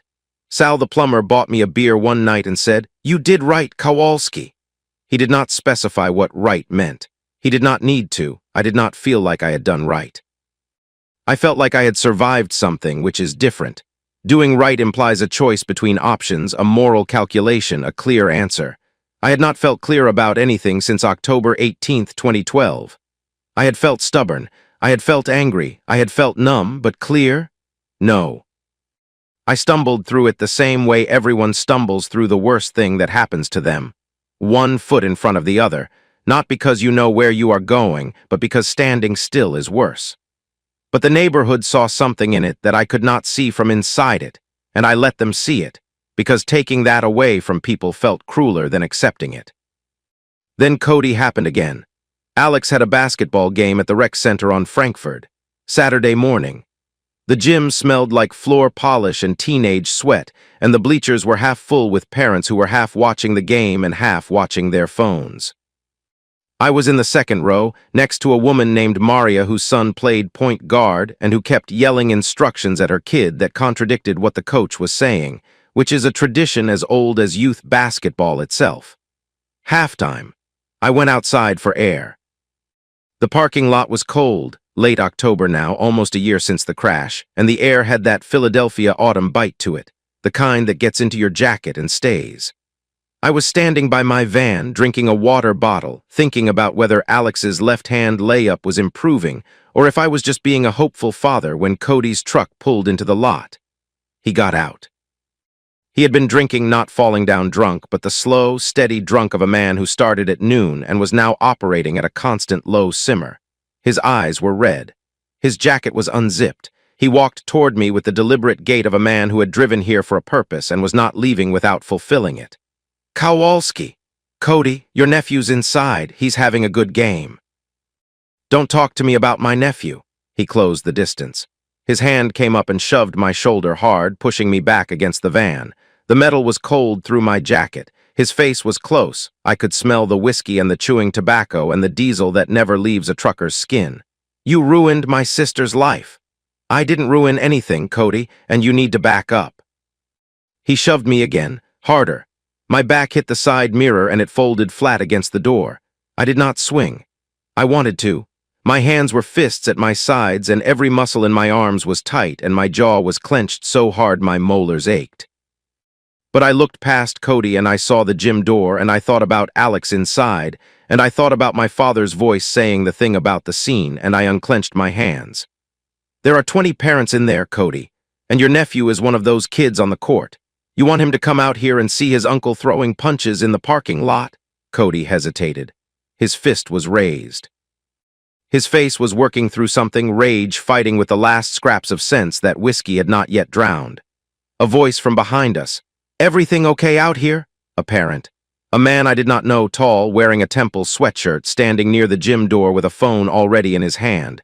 Not threatening, just visible, just present. Cody looked at him, looked at me. Looked at the gym door. His fist dropped. He pointed at me, that same thick finger from the warehouse, jabbing air. "This isn't done." "Yeah, Cody, it is." He got in his truck. The engine started. He pulled out fast, tires scraping gravel, and the parking lot settled back into Saturday morning quiet. The parent in the Temple sweatshirt walked over. "You okay, man?" "Yeah, thanks." "I already called the cops, just so you know." "You didn't have to do that." "Yeah, I did." When the officers came, 4 parents gave statements. Every single one confirmed Cody was the aggressor. I declined to press charges, but the report was filed. I called Dom Ferraro on Monday morning. Dom filed it with the family court, another exhibit in a pattern that was building against the Palmer family's custody position. Cody's girlfriend kicked him out that night. Kelsey told me later that Claire called Cody and screamed at him for 20 minutes about making the family look bad, which was a fascinating choice of words from a woman who had spent months defending the daughter who had created the situation in the first place. I met Laura at the diner the following Thursday. She looked different, lighter somehow, though she had not gained weight. It was in her posture, the way she sat without folding in on herself, the way she looked at the menu even though she always ordered the same thing. "I signed the lease on a place in Conshohocken," she said. "Small, 1 bedroom, terrible water pressure, 2 cats. 2. I adopted another one from the rescue. His name is Verdict because the shelter said he was a judgment call. That's terrible. I know, I love him. She told me about volunteering at the animal rescue on weekends, about the dogs that came in scared and the cats that came in mean, and how the work was not glamorous but it was real, and real was the thing she had been missing for 3 years without knowing it. I thought the worst part would be the betrayal, she said. Her voice was even measured, the voice of someone who has said this to herself enough times that the words have lost their sharp edges. It's not. The worst part is realizing how long I ignored what I already knew. I turned myself into someone who didn't ask questions because I was afraid of the answers. I wrapped my hands around my coffee mug. You and me both. She lifted her mug. I lifted mine. We touched them together, a quiet clink, ceramic on ceramic, the smallest possible toast. To asking questions, she said. To asking questions. Things got a little steadier after that. Not good, steady. There is a difference, and if you have ever gone through something that cracked your life in half, you know the difference. Good is a destination. Steady is just not falling. I bought a recliner.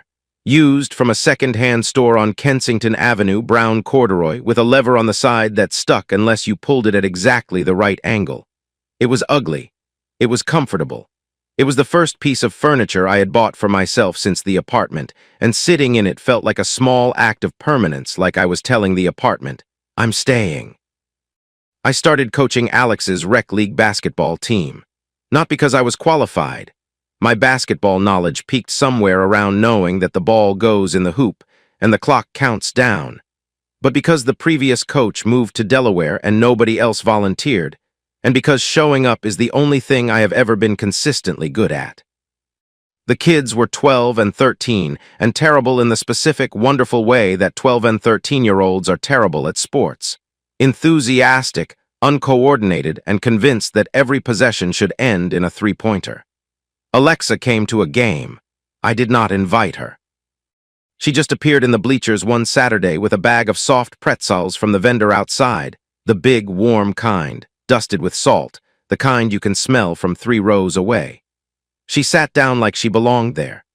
She cheered for Alex by name, which meant Ray had told her his name, which meant Ray was doing what Ray always does, quietly arranging the world for the people he cares about. I watched her, from the sideline, clipboard in hand, pretending to draw a play I had copied from YouTube the night before. She was laughing at something a kid did. A 12-year-old had just dribbled the ball off his own foot and into the bleachers, and her laugh was loud and real and unapologetic, the way certain people laugh when they have not yet learned to make themselves smaller.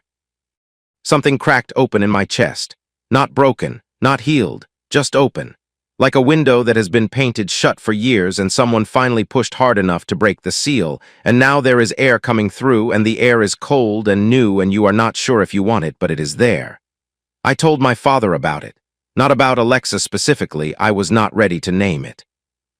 Just the feeling. We were on the porch, Sunday evening. Nathaniel was in his chair, oxygen tank humming beside him, a blanket across his knees because November was coming again and the cold was harder on him every year. Pop, I don't know if I'll ever trust anyone again. He was quiet for a while. A bus went past, 2 kids on bikes. The streetlight on the corner buzzed the way it always did, a faint electrical hum that I had noticed since childhood and that I could probably fix if the city would let me near the junction box. You don't have to trust anyone, Nathaniel said. You just have to trust yourself. The rest follows or it doesn't. I sat with that. It was not comforting exactly. It was not meant to be. It was Nathaniel Kowalski's version of advice. Spare, practical, stripped of anything that might be mistaken for sentiment. Trust yourself. That was the foundation. Everything else was weather. November 2014. 2 years since the phone rang at 11:47 p.m. on a Thursday night, and a nurse named Janet Ockhafer told me my wife was dying in a hospital 30 minutes away. 2 years since I put on my jacket and grabbed a manila envelope and drove to Temple University Hospital to deliver divorce papers instead of prayers. 2 years. The length of a lease. The length of a toddler's life. The length of time it takes for a scar to go from red to white, which I know because I have watched it happen on a face I used to kiss goodnight. Alex was 13 now. Taller than Jada, almost as tall as me. His voice had started changing, cracking at odd moments, swooping from boy to something deeper that caught us both off guard. He was making the 8th grade basketball team, probably, and his grades were decent, and he had a friend group that communicated primarily through a group chat I was not invited to and did not want to be. He was becoming a person separate from me, which is exactly what children are supposed to do and which felt, some days, like the second loss. He came home from school one afternoon with a piece of paper folded in his backpack. He put it on the kitchen table without a word and went to the fold-out couch and started his homework. I picked up the paper. It was an essay for English class, titled My Family. I read it standing up, leaning against the counter, the way you read something when you do not yet know if you will need to sit down. He wrote about 2 houses, 2 kitchens. 2 versions of dinner, one with spaghetti from a jar in an apartment that hummed with drier noise from below, one with reheated meals in a row house that used to have post-it notes on the fridge and didn't anymore. He wrote about weekends split like a deck of cards, shuffled between 2 lives that used to be one. He wrote, "My dad has cracked hands from fixing things. He fixes air conditioners and heaters and pipes and wires. He fixed our old house so many times it was basically a new house by the time we left. My mom has a cracked face, not cracked like broken, cracked like a line that healed but you can still see where it was." He wrote, "My dad told me people can do bad things and still love you. I think that's true. But I also think the bad things leave marks, like the scar on my mom's face. You can see it even when she smiles." His teacher had written at the top in red pen, "Alex, this is beautiful and brave. Thank you for sharing it. A+, I put the essay on the table. I went to the kitchen drawer, the one with the takeout menu and the screwdriver and Jada's letter, and I put the essay inside. Next to the letter, 2 documents written by 2 different people about the same broken thing, and I did not know what to do with either of them, so I kept them in a drawer, which is where you keep the things you are not ready to look at but cannot throw away. King of Prussia, a Home Depot, a Saturday in September. I was there for PVC fittings, a side job, a bathroom remodel in Roxborough for a retired teacher who was paying me cash and who kept offering me lemonade. I did not want but drank anyway because she reminded me of someone's grandmother and refusing felt wrong. I was in the lighting aisle, not looking for lights, just cutting through to get to plumbing when I saw him, Luke Brennan, standing under the fluorescents with a box of recessed lights in his hands, staring at the back of the packaging with the glazed expression of a man who does not understand what he is reading and is hoping the words will rearrange themselves into clarity. He had gained weight, 20, maybe 25 pounds, settled mostly in his face and midsection. The expensive haircut was gone, replaced by something overgrown and shapeless. He was wearing a wrinkled polo shirt with a small stain near the collar that could have been coffee or could have been there for days. The Patagonia vest was gone. He looked up. He saw me. And I watched something happen on his face that I will carry with me for a long time, a flash of recognition followed by a full-body flinch, the kind of recoil you see in animals when they hear a sound they associate with pain. He knew who I was. He knew what I represented. And for a moment he looked like he was going to turn and walk the other way. He did not. He froze. His hands tightened on the box. His mouth opened slightly, the beginning of something, a greeting, an apology, an excuse that never fully formed. I walked toward him, not fast, not aggressive. The steady walk of a man who has somewhere to be and who has decided that this moment is on the way. I stopped 2 feet from him, close enough to speak quietly. Close enough that nobody in the next aisle would hear. "You wrecked my wife's face," I said. "You broke her pelvis, you put her through a windshield because you grabbed her phone like a jealous child." His mouth moved, no sound. "You didn't visit her, not once. 9 months, Luke. 9 months of hotel rooms and restaurant dinners and lies, and when she was broken in a hospital bed, you sent her a text message. 6 words. Take care, like she was a subscription you were canceling. He found his voice. It was thin. I'm sorry, I know that doesn't... I'm not going to hit you. I'm not Cody Palmer. I'm not going to make a scene in the lighting aisle of a Home Depot on a Saturday because you're not worth the paperwork." I paused. "I just want you to know what you are. You're a man who breaks things and walks away. You've done it before. You'll do it again. And every time you do, somebody else picks up the pieces and you go to Wilmington or wherever and start over like nothing happened." I looked at the box in his hands, recessed lights, the kind you install in a ceiling to make a room look finished. You won't install those, I said.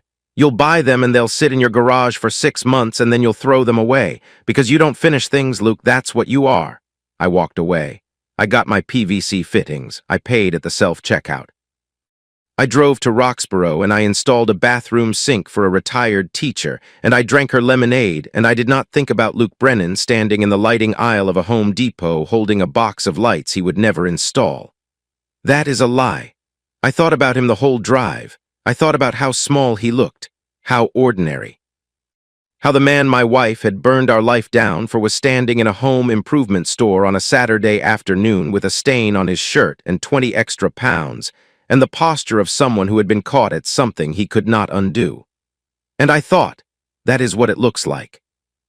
That is what the other side of an affair looks like when the excitement is over, and the hotel rooms are empty, and the woman you used is walking with a cane, and the man you betrayed is standing 2 feet away telling you who you are in a voice so quiet it sounds like a verdict. It looked like a man holding a box of lights in a fluorescent aisle, unable to move. Jada sold the Fishton house in October 2014. She could not afford it, the mortgage, the maintenance, the taxes on a dental hygienist's salary with medical bills stacked on top like bricks on a cracking foundation.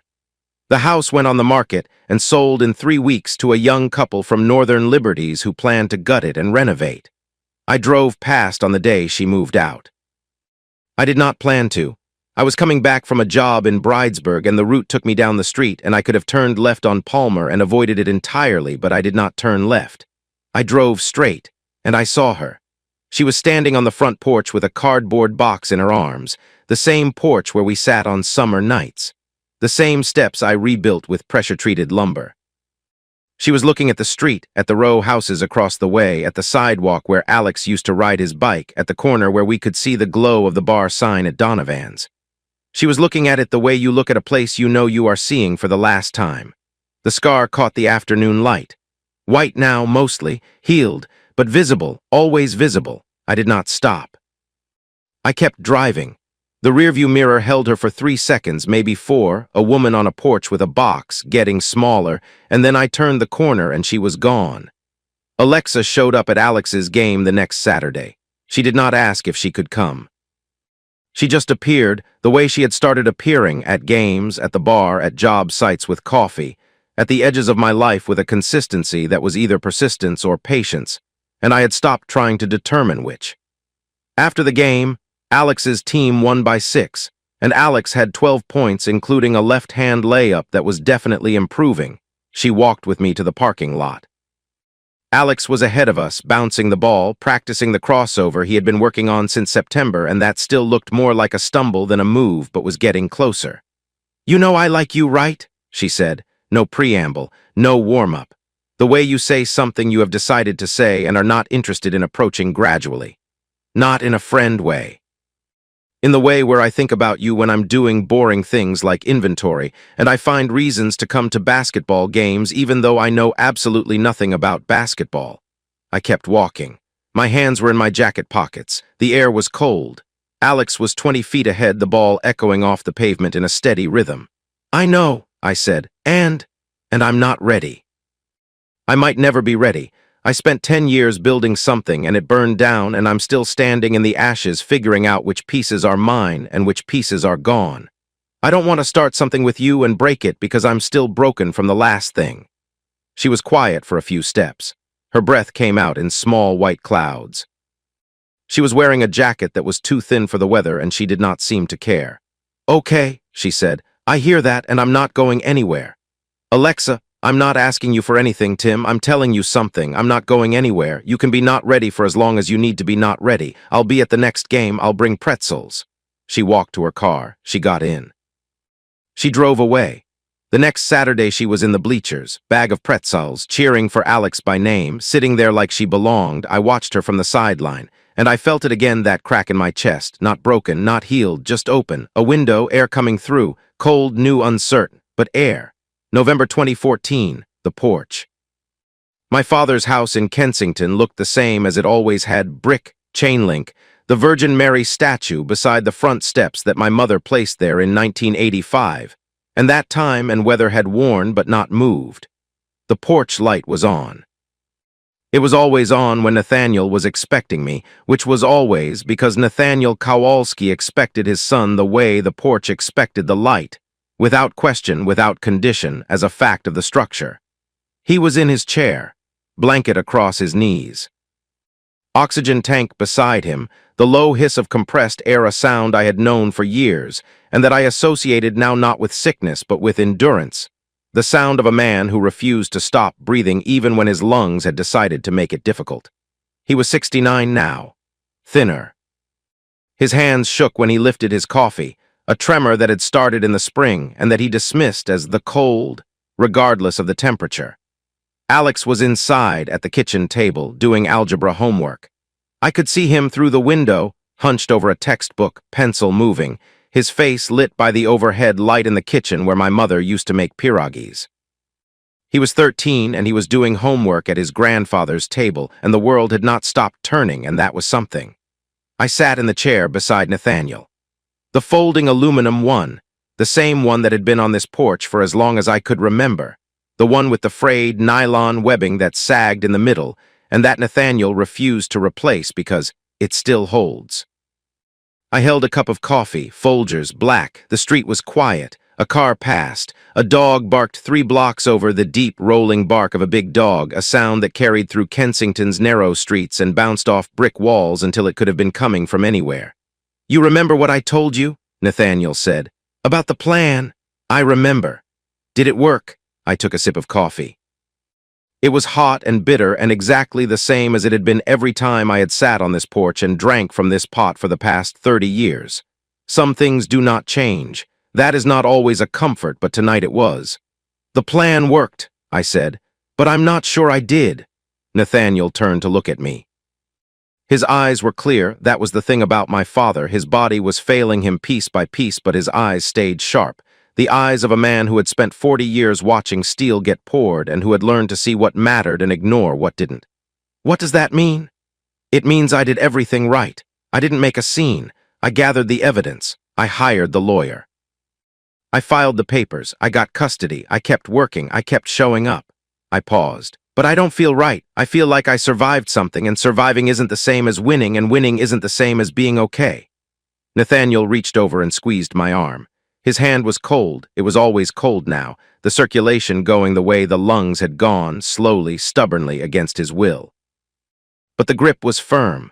The grip of a man who had held molten steel at arm's length and had held his wife's hand while she died and had held his son on this porch through the worst 2 years of his life without once asking for gratitude or acknowledgement. "You're sitting here," he said. "You're breathing. Your kid is inside doing his homework. That's not nothing, boy." I looked at his hand on my arm, cracked, weathered, strong in the way that old trees are strong, not because they resist the wind, but because they have learned to bend with it. The same hands that held me when I was born, that built things, that fixed things. That broke things by accident and fixed them again, because that is what hands do when they belong to a man who does not know how to stop working. I covered his hand with mine. We sat there. The porch light hummed. The oxygen tank hissed. The city moved around us the way it always does, sirens somewhere, a car stereo somewhere else, the steady mechanical pulse of a place that has been running for 300 years and does not plan to stop for the grief of 2 men on a porch in Kensington. Alex appeared in the doorway. "Pop, Pop, do you have a calculator? Mine died." "Kitchen drawer," Nathaniel said, "next to the coupons." Alex disappeared back inside. The screen door swung shut with a creak that Nathaniel had never fixed, because fixing it would mean the door would close silently, and he would not hear his grandson coming and going, and hearing his grandson coming and going was worth more than a quiet hinge. I looked at the street. A street light flickered, the one on the corner, the one that had been flickering since I was 16, the one the city had never replaced, and that I could fix in 10 minutes with a new ballast and a ladder, but that I had never fixed because some things you leave alone. Some things you let flicker. Some things you let be imperfect because the imperfection is part of the architecture now, and removing it would change the shape of something you have learned to live with. Nathaniel was quiet. His breathing was shallow, the raspy, careful breathing of lungs that were closing down by degrees. But he was breathing. He was here. The porch was here. The coffee was here. And I was here, still here. 2 years out from the worst phone call of my life, sitting on a porch in Kensington with a cup of Folgers and a father who never told me what to feel, only what to do. A son inside doing homework. A woman somewhere in the city who might be something, someday, if I ever find the courage to let her. A scar on a face I used to love. A manila envelope that changed everything. A crack in a wall I never replastered. A scratch on a windshield shaped like the letter J, all of it, every piece. The broken parts and the parts that held. The plan that worked and the man who wasn't sure he did. I took a sip of coffee. It was getting cold. I drank it anyway. The streetlight flickered, the city hummed, and we sat.